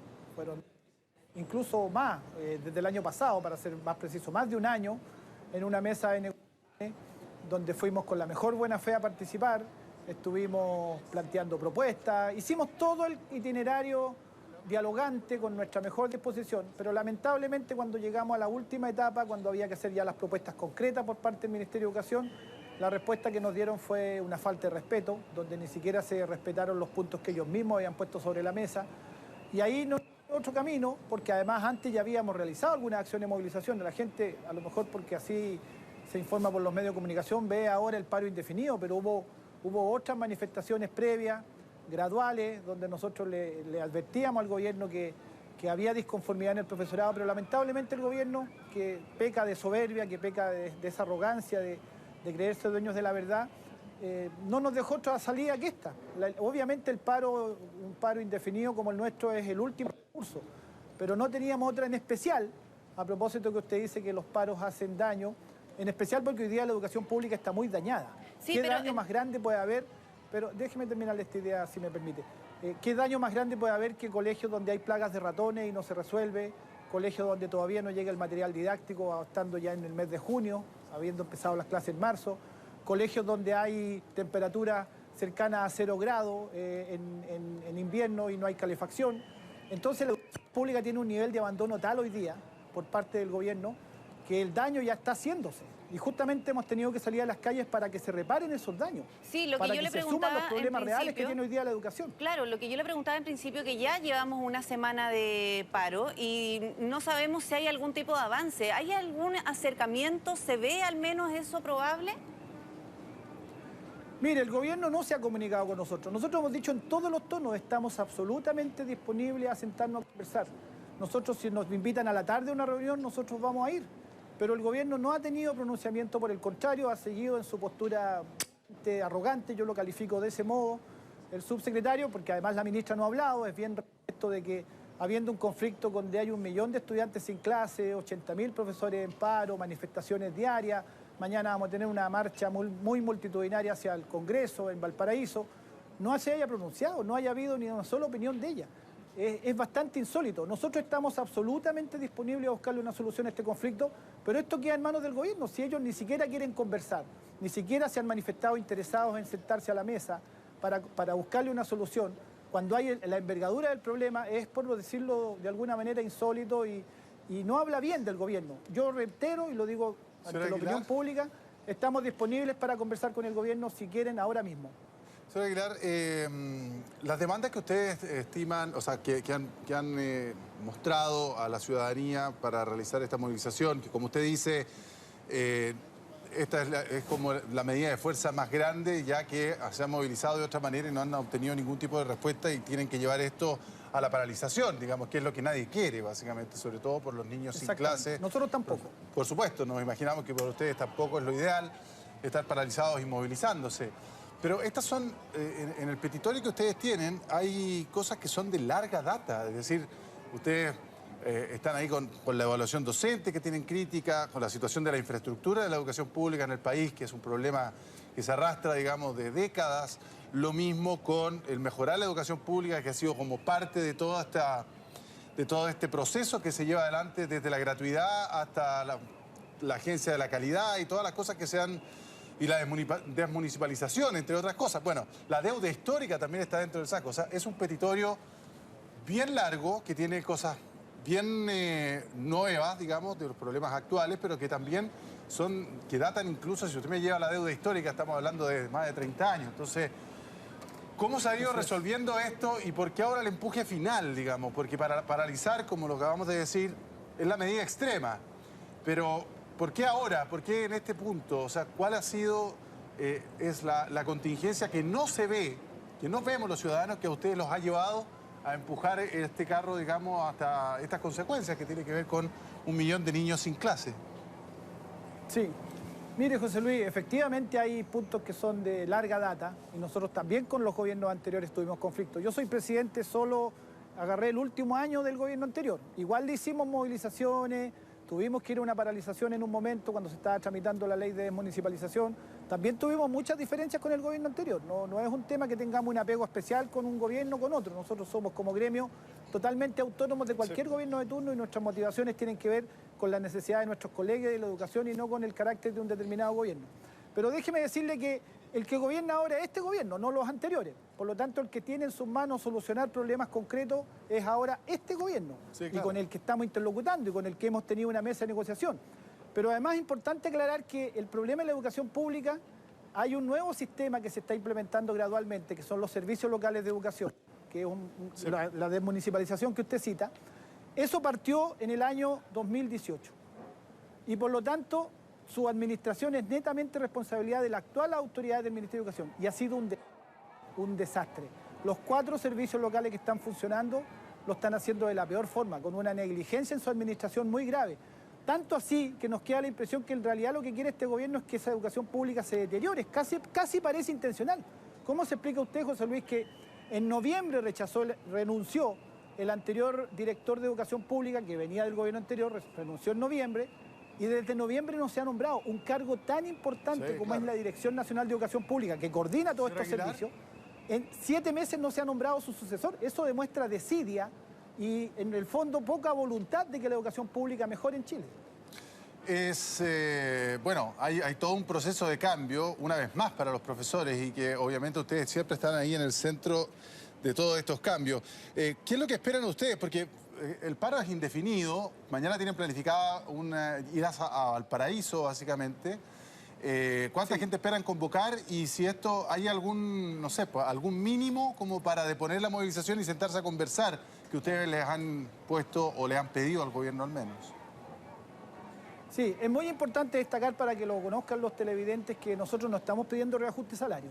No estamos pidiendo reajuste. Normalmente los paros son por reajuste salarial. Generalmente. Y nosotros no estamos en eso. Nuestra preocupación tiene que ver con la educación chilena y mejorar condiciones de trabajo para poder dar un mejor servicio, una mejor atención a nuestros estudiantes. Nosotros esperamos que el gobierno dé respuesta concreta a problemas concretos que le hemos presentado. Entendemos bien, somos gente razonable y racional, entendemos bien que hay algunos temas que son de solución inmediata: titularidad a las horas de extensión, la mención de la educadora diferencial y de párvulos, solución a los problemas de plagas de ratones y cosas concretas que tienen que resolverse en lo inmediato. Y hay otras que son de más largo plazo. Nosotros decimos respuesta concreta en los problemas inmediatos y compromisos claros. Pueden ser mesas de trabajo, compromisos claros en aquellos que son de más largo alcance. No es tanto lo que pedimos, no tiene gasto para el gobierno la mayor parte de nuestro petitorio. No tiene gasto, es solo voluntad. Y que salgan un poco de su soberbia, que salgan un poco, que escuchen. Si los profesores estamos planteando problemas concretos que tiene la educación, que tienen nuestros estudiantes, ¿cómo no va a ser grave para el gobierno que un estudiante esté en la sala de clase con la temperatura cercana a 0 grados y no haya calefacción en esa sala? ¿No le parece grave a la ministra esa situación? Perfecto. ¿No le parece urgente atender? En eso estamos. Perfecto, pues ojalá que haya un acercamiento lo antes posible para que se solucione toda esa Nosotros situación. Tenemos la mejor disposición, José Luis, a que existe esa solución. Y apenas tengamos propuesta del gobierno, se analizará y a lo mejor el paro termina. Bien. Perfecto. Gracias por esta entrevista. Buenas tardes. Gracias a ustedes. Muy bien, ahí tenemos una noticia que está ocurriendo en este minuto. Acaba de llegar desde Estados Unidos, precisamente. Sí, se trata de un helicóptero que se estrelló en el centro de Manhattan. Es una situación de último minuto. Se desconocen cuáles son las causas. De hecho, ya hay cadenas internacionales que están transmitiendo esto en vivo. Y además hay que considerar la cantidad de personas que transitan a esta hora en ese lugar, en un día hábil. Sí, bueno, según las primeras, esta es noticia que está en pleno desarrollo. Según las primeras indagaciones, sería un helicóptero que se habría estrellado contra el techo de un rascacielos. Así es que eso es parte de los operativos que vemos ahí. Por lo menos la imagen da cuenta de mucho personal de emergencia que está instalado en esta calle y que el helicóptero entonces se habría producido en el techo de un rascacielos cuando intentaba aterrizar, al parecer. Como les decíamos, esto es noticia en pleno desarrollo que ocurre en Nueva York. Hay equipos de emergencia que ya están desplegados.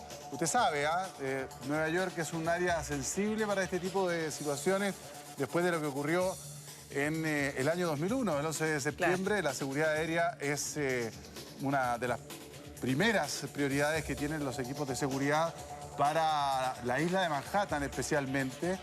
Y todo esto llama poderosamente la atención no solamente de las autoridades locales, sino que del mundo entero. Así es que vamos a estar contándoles en la medida que vayamos recabando más antecedentes sobre si se trató de un accidente, de un vuelo absolutamente autorizado o de alguna cosa distinta. Como les decía, la atención sobre la seguridad de la isla de Manhattan es tremendamente celosa luego de lo ocurrido el 11 de septiembre del año 2001. Claro, que cambió incluso las medidas aeronáuticas internacionales y todo lo que tiene que ver también con vuelos comerciales. Una noticia entonces que también se entrega por parte del Departamento de Bomberos de Nueva York, que está respondiendo a este accidente, y se informa que no hay detalles disponibles de inmediato. Esto es muy reciente. La ciudad emitió una notificación de emergencia que decía que esperaba el cierre de las calles adyacentes, algo que ya ocurrió.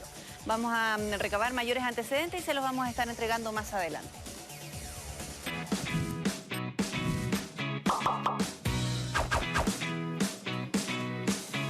Bueno, el Banco Central sorprendió el día viernes. Uy, sí. Sorprendió el día viernes porque en una reunión extraordinaria decidió recortar la tasa de interés y ajustarla a un 2,5%, algo que sorprendió hasta, no sé, por los más osados, digamos, economistas y especialistas. Todo esto con la intención de darle un impulso, ¿no?, a la economía después de un análisis que se realizó y además justo el día que se muestra y que el don Roberto Sá también nos daba y conversábamos en pasillos y todo respecto del 0,6% de la inflación del último mes. Una inflación que está un poquito sobre las expectativas y ahora es más circulante. Todo pareció muy extraño. Preguntemos al especialista. Fue muy extraño, Roberto, pero lo más importante es que nos expliques con peras y manzanas cómo afecta esto al bolsillo de los chilenos. Así es, Priscila, José Luis, ¿cómo les va? Un gusto saludarlo. Claro, es una notición económico lo que ocurrió el viernes y hoy ya estamos viendo las consecuencias que va a afectar o de qué manera va a afectar a la gente. Fíjense que habitualmente el Banco Central, cuando mueve la tasa de interés, para que la gente lo sepa, que aprovechamos de hacer educación financiera, esta es la tasa de interés que rige a la economía. Los bancos se rigen por esa tasa de interés y de hecho los bancos, cuando el Banco Central le presta plata a los bancos, porque ustedes saben que el Banco Central es el banco de los bancos, los bancos entonces cuando le piden plata le piden bajo los criterios de esa tasa de interés, la tasa rectora de la economía, y cuando esta tasa se mueve para arriba o para abajo es un cuartito de punto, y en esta oportunidad de una sola vez fue medio punto, entonces por eso fue lo llamativo que se dio. Muchos dijeron, bueno, ¿será para tanto, tan necesario esto? Porque ustedes saben que la tasa de interés es para mantener controlada la inflación. Si hay mucha inflación, la tasa de interés se sube para que la plata cueste más, entonces se desincentiva el consumo. Si hay poca inflación, se hace lo contrario, que es lo que ha ocurrido en este momento. Estamos con la inflación tremendamente controlada en torno al 2% anual y la economía crece muy poco, está muy lenta, entonces esos dos factores llevaron al Banco Central este viernes a tomar esta decisión. Vamos a la gráfica, señor director, entonces, para dar respuesta a la pregunta que nos está haciendo mucha gente en este momento respecto de nuestra sección con pera y manzana. ¿Cómo nos afecta la fuerte baja de la tasa de interés del Banco Central a nosotros, como trabajadores, como consumidores, como personas de a pie? Esta medida que ha tomado el Banco Central y que muchos dicen, chuta, qué fuerte, medio punto. Bueno, lo vamos a explicar con pera y manzana. Vamos ahora a la otra gráfica para explicarlo. Vamos con el número importante, el número noticioso. La tasa de interés llevaba ya un tiempo, la que rige a la economía, como les decía yo, en un 3%, y el viernes se ha decidido bajarla a 2,5, medio punto. ¿Qué significa esto? Roberto, tú ya nos advertías que ese 3% era bajo, que los créditos hipotecarios, por ejemplo, estaban con tasas históricamente bajas. Así es, este era un número bajo y el Banco Central hace ya varios meses decía, daba en los comunicados, decía, este número lo vamos a ir subiendo de a poquitito. Y eso es lo otro que tiene el Banco Central. El Banco Central te va avisando lo que va a hacer para que la idea es que el mercado ni nadie se sorprenda. Todo tiene que ser muy suavecito, muy avisadito, todo muy controlado para que nadie tenga complicaciones. Y esto lo van a empezar a subir porque podía ocurrir de que la inflación se empezara a elevar. Como eso no ocurrió, y como la economía está baja, se hace esto entonces de aplicar una fuerte reducción. ¿Qué es esto? Para que la gente lo entienda con pera y manzana, es hacer una inyección de vitamina a la vena de la economía. Es dinamizarla, es reactivarla. ¿Cómo se reactiva? Haciendo que el costo de endeudarse, el costo del dinero sea más barato. Que los créditos, sea cual sea, sean más baratos. Si los créditos son más baratos, la gente consume más.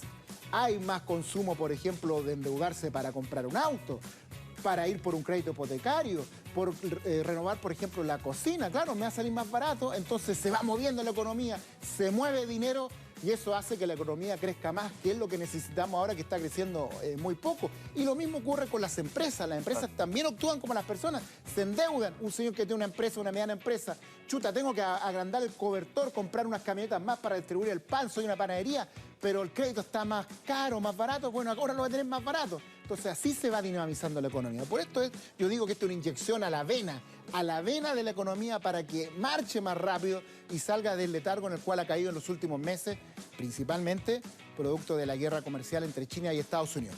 Vamos entonces con la otra gráfica para ver de qué manera se traduce esto en la gente en cuanto a los créditos. Aquí les decía yo, la pregunta sigue siendo la misma. ¿Cómo nos afecta este recorte? Va a bajar el costo del crédito, sea cual sea el crédito. O sea, va a ser más barato endeudarse. La plata va a valer menos, la deuda va a valer menos. Como, por ejemplo, temas concretos.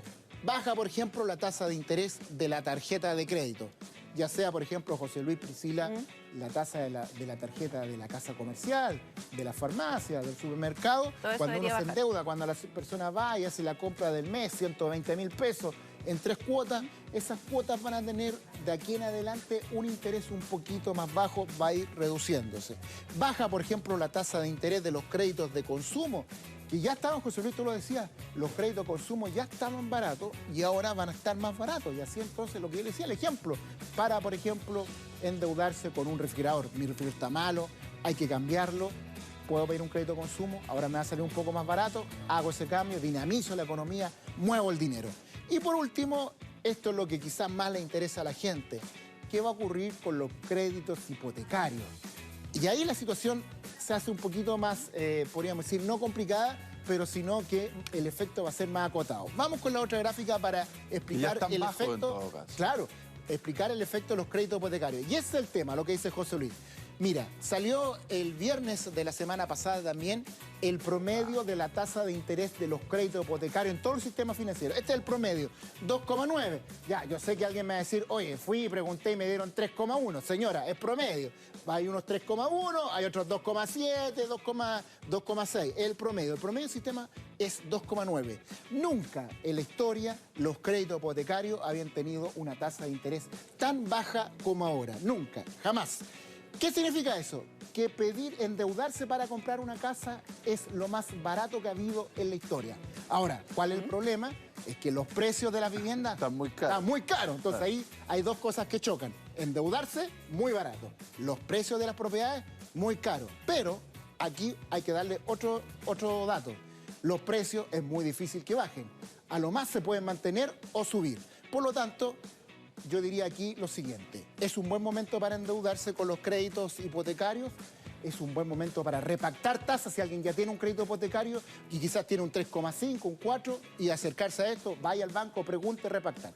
Por último, vamos a ir con la última gráfica, con esto vamos cerrando porque esta información que entregó hoy día el Banco Central se recorta la proyección de crecimiento para este año.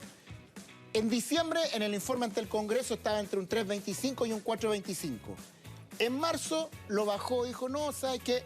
Entre 3 y 4. Y ahora ha dicho en junio el Banco Central que vamos a estar creciendo en torno a un 2,75 y un 3,5%. Y es por eso entonces que el Banco Central baja la tasa de interés para dinamizar la economía y el gobierno ha dicho que va a hacer un millonario plan de obras públicas y concesiones para que haya un impulso fiscal. Impulso fiscal e impulso monetario para dinamizar esta economía que anda lenta. Esperemos que esto tenga efectos y ande una economía mejor. Ande economía mejor y los créditos van a estar más baratos. Sí, absolutamente. Muchas gracias, Roberto. Buenas tardes. Muchas gracias, Roberto. Peras y manzanas.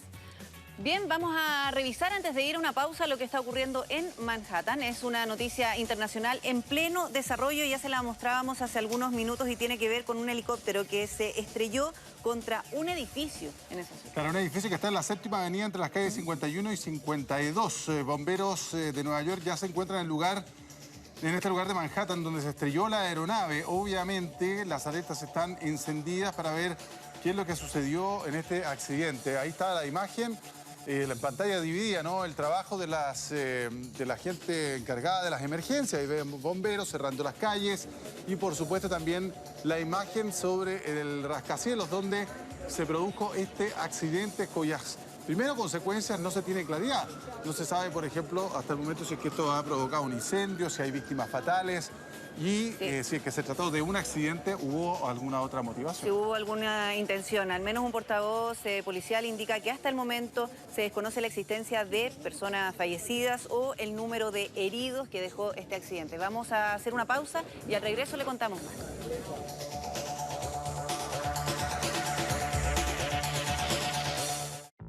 Red Compra está presentando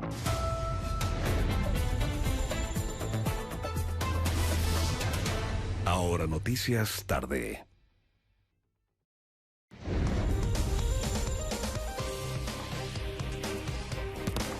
Muy bien, llegó la hora de revisar noticias internacionales y que están marcadas por este Breaking News que llega desde Nueva York. Sí, por eso lo vamos a actualizar con Soledad Agüero. Sí, Priscila, José Luis, ¿cómo están? Ustedes ya lo habían adelantado, la situación que se está viviendo a esta hora en Nueva York, en Manhattan. Tenemos la imagen en vivo de lo que está pasando después de que un helicóptero se estrellara contra el techo de un rascacielos en esa zona. Ya los medios locales están hablando que hay al menos una persona herida y que a bordo de este helicóptero solo viajaba el piloto de la nave, que se cree que es el herido. Vemos ahí el operativo de la policía que ya llegó hasta el lugar, han cortado las calles cercanas para poder monitorear bien lo que está pasando. Al lugar llegó además el gobernador de Nueva York, Andrew Cuomo, que ha estado siguiendo muy de cerca lo que ocurrió. Las causas de este accidente se están investigando, sin embargo, alcanzamos a ver la imagen que está lloviendo en Nueva York, que ha habido mucha niebla, por lo cual la hipótesis principal que se está manejando es que pudo haberse debido a factores climáticos, por la falta de visibilidad que ha habido producto de la niebla. El edificio ya fue evacuado, por supuesto, es un edificio de 54 pisos que está en la zona de Midtown, en Manhattan, donde ahí se alcanza a ver la humareda que dejó este incendio. Es poca la información que se sabe de todas formas, pero estamos muy pendientes de ver si es que hay alguna actualización por parte de las autoridades. Sí, solo considerar que es una ciudad muy turística y que además estos vuelos, no sabemos si se trata de un vuelo turístico, pero se realizan habitualmente sobre la ciudad para conocer desde otra perspectiva. Lo cierto es que son muy recurrentes estos viajes para turistas, pero no tenemos claro de qué se trata este helicóptero o a quién pertenecía. Sí, todavía no hay claridad respecto a eso, pero claro, esta es una zona sumamente turística. Esta hora en Nueva York es la misma hora que es acá. Hay mucha gente circulando por ahí. Sí. Por lo tanto, tenemos el mismo uso horario y efectivamente Manhattan es una ciudad ultra congestionada, entonces también mucha gente de negocios circula también en helicóptero, los edificios muchos tienen helipuerto. Y bueno, vamos a ver también ahí cómo manejan, porque obviamente todo este tipo de emergencias, a raíz de lo que ocurrió el año 2001, es muy hermético todo, hasta que seguramente va a ser el alcalde de Nueva York, sospechamos, quien emita una primera comunicación oficial para dar cuenta de lo que ha pasado, las víctimas, las posibles víctimas y, por cierto, también para descartar, por ejemplo, una intencionalidad en esto. Sí, qué importante es manejar bien esa información, sobre todo porque hay mucha especulación al respecto, y para manejar también la ansiedad de las personas que están precisamente ahí en el lugar y no generar pánico. Claro, hay medios que ya están hablando que habría un fallecido, sin embargo todavía no tenemos ninguna confirmación oficial por parte de las autoridades.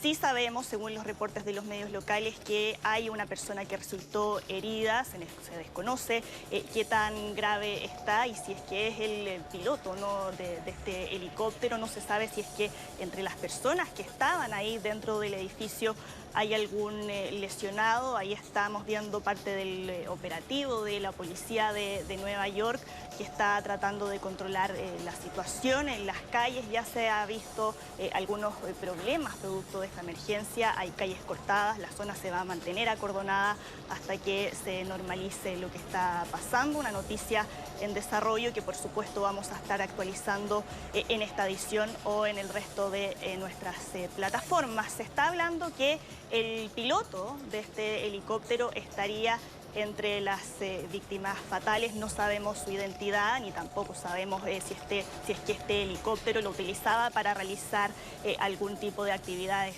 turísticas, como tú mencionabas, Priscila, pero ya hay quienes mencionan que lo que habría querido hacer el piloto es aterrizar de emergencia en la azotea de este edificio, seguramente por algún tipo de desperfecto que vamos a ir conociendo con el tiempo.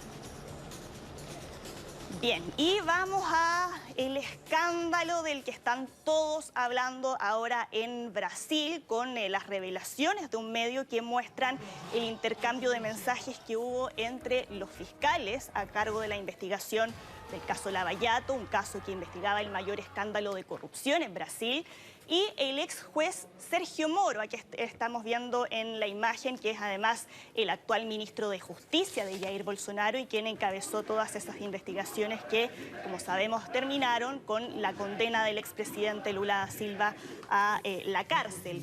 Esta es una investigación de un portal que se llama The Intercept y que accedió a través de hackeo a una serie de mensajes de texto donde los fiscales y el juez Sergio Moro por años fueron sosteniendo, y que, en resumen, la interpretación que se hace en este reportaje es cuestionar qué tan imparciales fueron las investigaciones del caso Lava Jato, porque estos mensajes revelan que los fiscales actuaron de manera coordinada con Sergio Moro para enviar a Lula da Silva a la cárcel y evitar que pudiera competir en las elecciones presidenciales del año pasado, donde no olvidemos que Lula da Silva era el favorito en las encuestas. Sí, hay que considerar que el mensaje que mantenían, los fiscales con el juez, eso ya es ilegal. Exacto. Eso es un delito.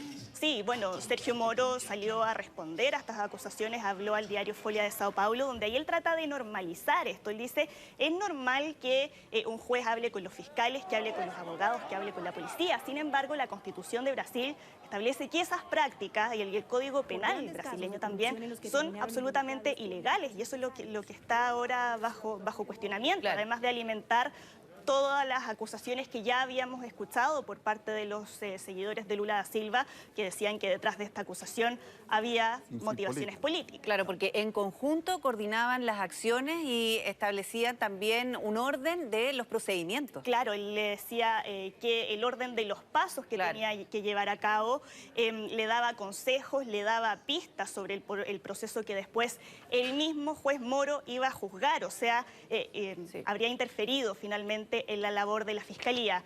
Tenemos en nuestro video wall un ejemplo que recogen los medios de prensa sobre estos diálogos que habrían sostenido ambos. Estamos viendo ahí lo que dijo el fiscal, uno de los fiscales del caso Lava Jato, donde dice: la denuncia está basada en muchas pruebas indirectas de autoría, o sea, estaría reconociendo que no habría pruebas concretas que involucraran a el expresidente Lula da Silva de este caso, donde lo acusaban de haber recibido el famoso triplex de Guarujá a cambio de favores políticos de la constructora OAS. Pero no cabe decir eso en la denuncia, no se comprendió en la larga exposición sobre el mando del esquema que era necesario para imputar por corrupción al presidente. Y ahí Sergio Moro después le responde y le dice: definitivamente las críticas a la exposición son desproporcionadas, siga firme. Es parte de los diálogos que se han filtrado, no es lo único. Hay otro de los fiscales que dice que expresa explícitamente su temor de que el Partido de los Trabajadores vuelva al gobierno. Dice: ando muy preocupado por una posible vuelta del PT, del partido de Lula da Silva, pero he rezado mucho para que Dios ilumine a nuestra población y que un milagro nos salve. Y la respuesta que recibe por parte del fiscal principal, Deltan Dallagnol, que es quien había publicado estos mensajes que veíamos recién, es bravo, recibe aplausos, y eso es lo que se está cuestionando ahora en Brasil, y sobre todo a la figura del juez Sergio Moro, que no olvidemos que en su momento, cuando él se hace cargo de la investigación por el escándalo de Petrobras, él adquirió un estatus casi de celebridad, de superhéroe dentro de Brasil, que fue la figura con mayor aprobación. Cuando preguntaban quién le gustaría que fuera el próximo presidente, todos decían el juez Sergio Moro. Fíjate que esto, yo me imagino, abrir un escenario insospechado, digamos, de quién más, porque obviamente puede haber a raíz de estos antecedentes, puede haber una revisión de ese juicio, interponerse recursos para que... ¿Incluso se puede anular? Claro, sea anulado y se revise o se realice nuevamente. Seguramente no va a ser el caso del propio expresidente Lula da Silva, sino que seguramente de muchos otros que cayeron en el caso Lavallato. Recordemos que hay muchos políticos metidos en esto, no solamente el expresidente. Así es que esto puede abrir una caja de Pandora, digamos, que no se aclara bien, o simplemente... efectivamente, ¿hubo algún tipo de conspiración para impedir que el PT llegara al gobierno? Claro, porque no se ha descartado que, o al menos no se dice que estos mensajes sean falsos, sino que definitivamente ellos reconocen que los hackearon. Ellos reconocen que los hackearon, cuestionan la forma con la que se divulgan estos mensajes, reconocen que son ciertos, pero claro, cuestionan la forma y, bueno, también a propósito de lo que tú decías, José, que Lula da Silva no es el único que está preso, también políticos, empresarios, partiendo por los mismos dueños de Odebrecht, que seguramente ahora van a empezar a ver con lupa cada uno de estos mensajes para tratar de anular lo que ya las sentencias a las que ya se había llegado. Y de hecho, en The Intercept, que es el medio que publica todo esto, dijeron que esto es solo lo primero, que vienen ya muchas revelaciones más por delante que vamos a estar revisando cuando tengamos mayores informaciones. Y vamos con otros temas, nos vamos ahora al Reino Unido porque ya se inició formalmente la carrera para suceder a la primera ministra británica interina en estos momentos, Theresa May, que en la semana pasada recordemos que renunció a ser líder de su partido, del Partido Conservador, pero que se mantiene en su cargo hasta que se elija a su sucesor. Son 11 los nombres que ya habían expresado su intención de competir en esa carrera, pero hoy ya se deberían oficializar y deberían inscribir sus candidaturas. Tenemos el detalle de quiénes son los favoritos en el video wall. Ahí está el ex canciller y ex alcalde de Londres que veíamos recién en las imágenes, Boris Johnson, que es en estos momentos el favorito de la militancia, según las encuestas, porque recordemos que esta elección participan primero los diputados del Partido Conservador y luego la militancia del partido. Es una votación que se va dando por fases que después podemos explicar más en detalle, pero entre los diputados conservadores también hay que aclarar que la figura de Boris Johnson es bastante controvertida porque él no ha descartado una salida sin acuerdo de la Unión Europea. El Brexit es el tema central que ha ocupado prácticamente toda la campaña. Quienes le siguen está Michael Gove, ministro de Medio Ambiente, quien al igual que Boris Johnson fue uno de los principales impulsores de la salida de Reino Unido de la Unión Europea. Sin embargo, él prefiere una salida acordada. Ahora, por algunos instantes, Michael Gove ha hecho olvidar el Brexit porque hay toda una polémica en estos momentos en Reino Unido porque él reconoció haber consumido cocaína y eso dio pie para que otros 7 candidatos reconocieran que ellos también habían consumido drogas. Tenemos también a Jeremy Hunt, que es el actual ministro de Relaciones Exteriores, que en un momento había votado en contra del Brexit, pero ahora dice estar a favor, aunque a favor de una salida con acuerdo, y Dominic Raab, que fue exministro para el Brexit y que él se ha mostrado abierto a salir sin acuerdo. Vamos a ver entonces. Estos son los 4 que están en la poll. Y son 11 en total. Aquí tenemos más candidatos. Hay 2 mujeres, Andrea Leadsom y Esther McVeigh, que es una expresentadora de televisión.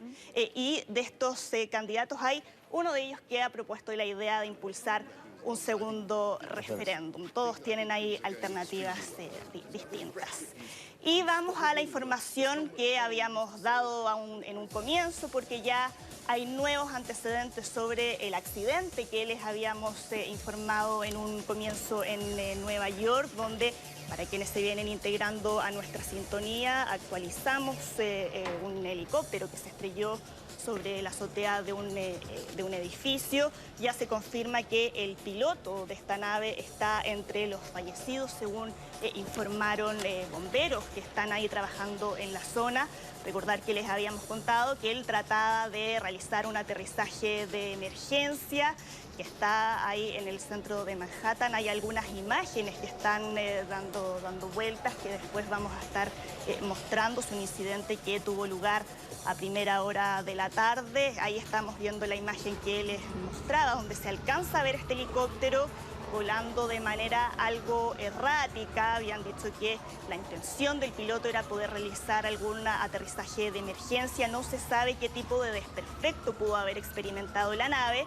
Sin embargo, vemos que las condiciones climáticas al momento en que ocurre este accidente claramente no son óptimas. Hay mucha niebla, veíamos ahí que estaba lloviendo, y una de las hipótesis principales que estaba manejando la policía, según han divulgado medios locales, era que esto pudo haber obedecido alguna razón climática, y sabemos además que ocurrió a una hora donde había muchísimo tránsito en esta zona de Manhattan. Esto ocurrió en Midtown, donde ahí la policía ha estado desplegando todo un operativo para desalojar el edificio y también mantener la tranquilidad de la gente que iba ahí circulando.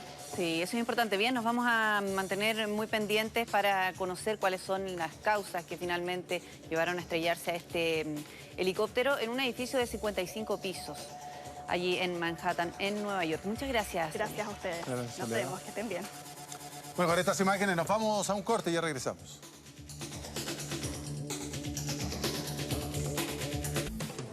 Muy bien, vamos a revisar, ya estamos en tierra derecha, Dos Deportes con don Rodrigo Herrera, estamos en tierra derecha para Copa América, ¿verdad? Por supuesto bueno, que y también para el Mundial de Fútbol. Que ese ya comenzó. Femenino. Para Chile debuta mañana ante Suecia a las 12 del día en un partidazo que ya vamos a también reseñar en términos de las expectativas. Pero ¿les parece que arranquemos en Brasil, donde Chile debuta en 7 días más, el próximo lunes, enfrentando a Japón? Ayer ya le contábamos la novedad de que Alexis Sánchez entrenó con normalidad y hoy día lo volvió a hacer. A lo que se suma también la oportunidad de conversar con dos importantes jugadores de la selección, entre ellos el Chapa Fuenzalida. Quien estuvo allá con ellos, quien conversó, quien tiene los detalles, es don Marcelo González, a quien saludamos, por supuesto. Marcelo, ¿cómo estás? Un abrazo fuerte. Está lindo el día en Itu, parece, ¿no? ¿Que yo estoy lindo o está el día lindo? No, el día. Bueno, el las dos, día. no sé qué dijiste, pero por ahí. La Priscila ya, podría decirte eso, no yo. Bueno, saludos a la Pri.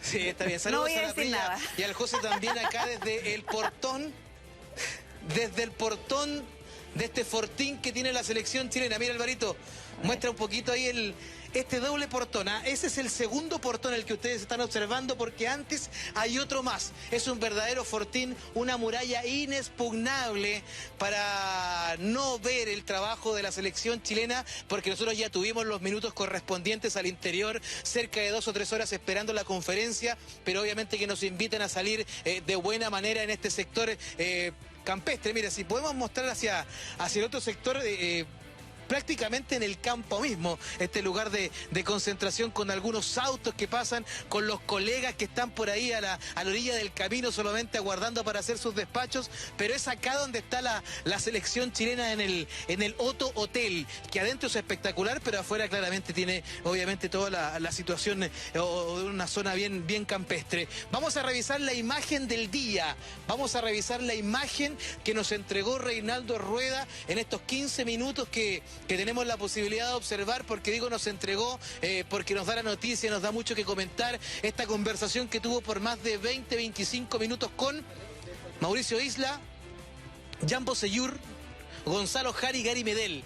Esa imagen que ustedes ven en pantalla es una conversación que tuvo hoy en la jornada matinal acá en Itu, donde uno puede desprender de que ahí puede salir la defensa titular de Chile. Claro, cómo no, si son los 12 hombres que han marcado la pauta los últimos años con la selección, pero se contradice un poquito con este tema del recambio. Y quizás un Jara que le está ganando la pulseada a un Maripán que viene saliendo de una lesión, que no hizo un buen partido con Haití, y quizás Jara le da la experiencia y la tranquilidad para el debut frente a Japón. Escuchemos voces, muchachos, ¿les parece? Porque fue el Chapa Fuenzalida y el Tucu Pedro Pablo Hernández quien analizaron el momento de la selección a pocos días ya de este debut frente a los nipones el próximo lunes en el Morupía y en Sao Paulo.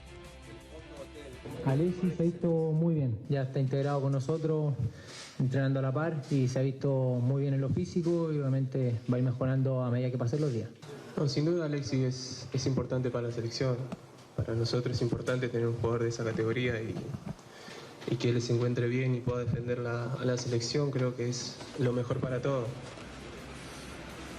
Bien, pues ahí estaba la voz de dos hombres que uno diría más que el otro, que el Chapa Fuenzalida tiene más chances de ser titular en este equipo de Reinaldo Rueda más que el Tuco Hernández, considerando lo que ha trabajado Reinaldo Rueda. Que mañana Rodrigo, Priscila, José tendrá una práctica total y absolutamente privada aquí a mi espalda en el Otto Hotel, donde vendrá un equipo de la 4ª división, que finalmente se trata del 15 de noviembre, un equipo que es de acá de la zona, que participa en el torneo paulista, que le va a medir un poquito el fútbol a esta roja a pocos días de su debut, Rodrigo.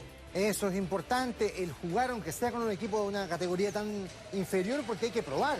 Uno quedó con la sensación de que Chile le restaba todavía cosas que ensayar después de ese partido con Haití. Por lo que veo, Marcelo, ya retiraste tu credencial. Podría mostrarla para que toda la gente la conozca. Tiene muchos vivos, muchos colores, como es Brasil, ¿cierto? Lleno de matices. Sí, claro, ya tenemos la credencial oficial de la Copa América, que la tuvimos que retirar en el Morumbí, allá en Sao Paulo, y que nos permite tener estas actividades de poder ingresar a los entrenamientos. Así que bueno, ahí está pues, la credencial. Ya la tenemos con Mega, también la de Alvarito Palma, que tiene colgando obviamente nuestro camarógrafo, así que nos podemos mover sin problemas acá en Iquique. Es muy tranquilo, Rodrigo, te reiteramos, una zona muy campestre donde está esta selección chilena.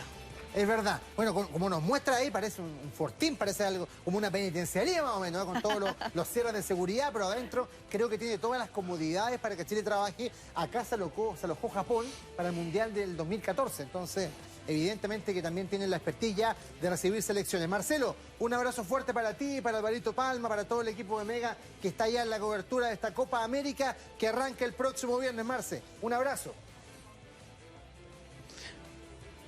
Chao, Rodrigo, que estés muy bien. Un abrazo para todos por allá en Santiago. Chao, Marcelo. Sí, claro, porque se estrena Brasil con Bolivia en el partido inaugural de esta Copa América. Chile va a estar jugando el próximo lunes ante la selección de Japón, también con un equipo bastante alternativo. No vino el mismo que jugó el Mundial, solamente por un suerte, par de jugadores. porque le fue súper bien a Japón en el Mundial. Es verdad, pero ¿sabes qué? Yo creo que se desnaturaliza el torneo. Yo creo que cuando uno comienza a rifar cupos para la Copa América en virtud de quién te paga más, ya inmediatamente esto pierde sentido. No, imagínate si ellos ganan la Copa América. Claro, por ejemplo, bajo ese cuadro, si hubiera Copa Confederaciones no podrían ir. Y ahí tendría que ir el segundo, eso dice el reglamento. Al final, la Copa América también está para algunos rivales, como Japón y Qatar, al mejor postor. Claro. Eso a mí particularmente no me gusta. Sí. Bueno, todavía...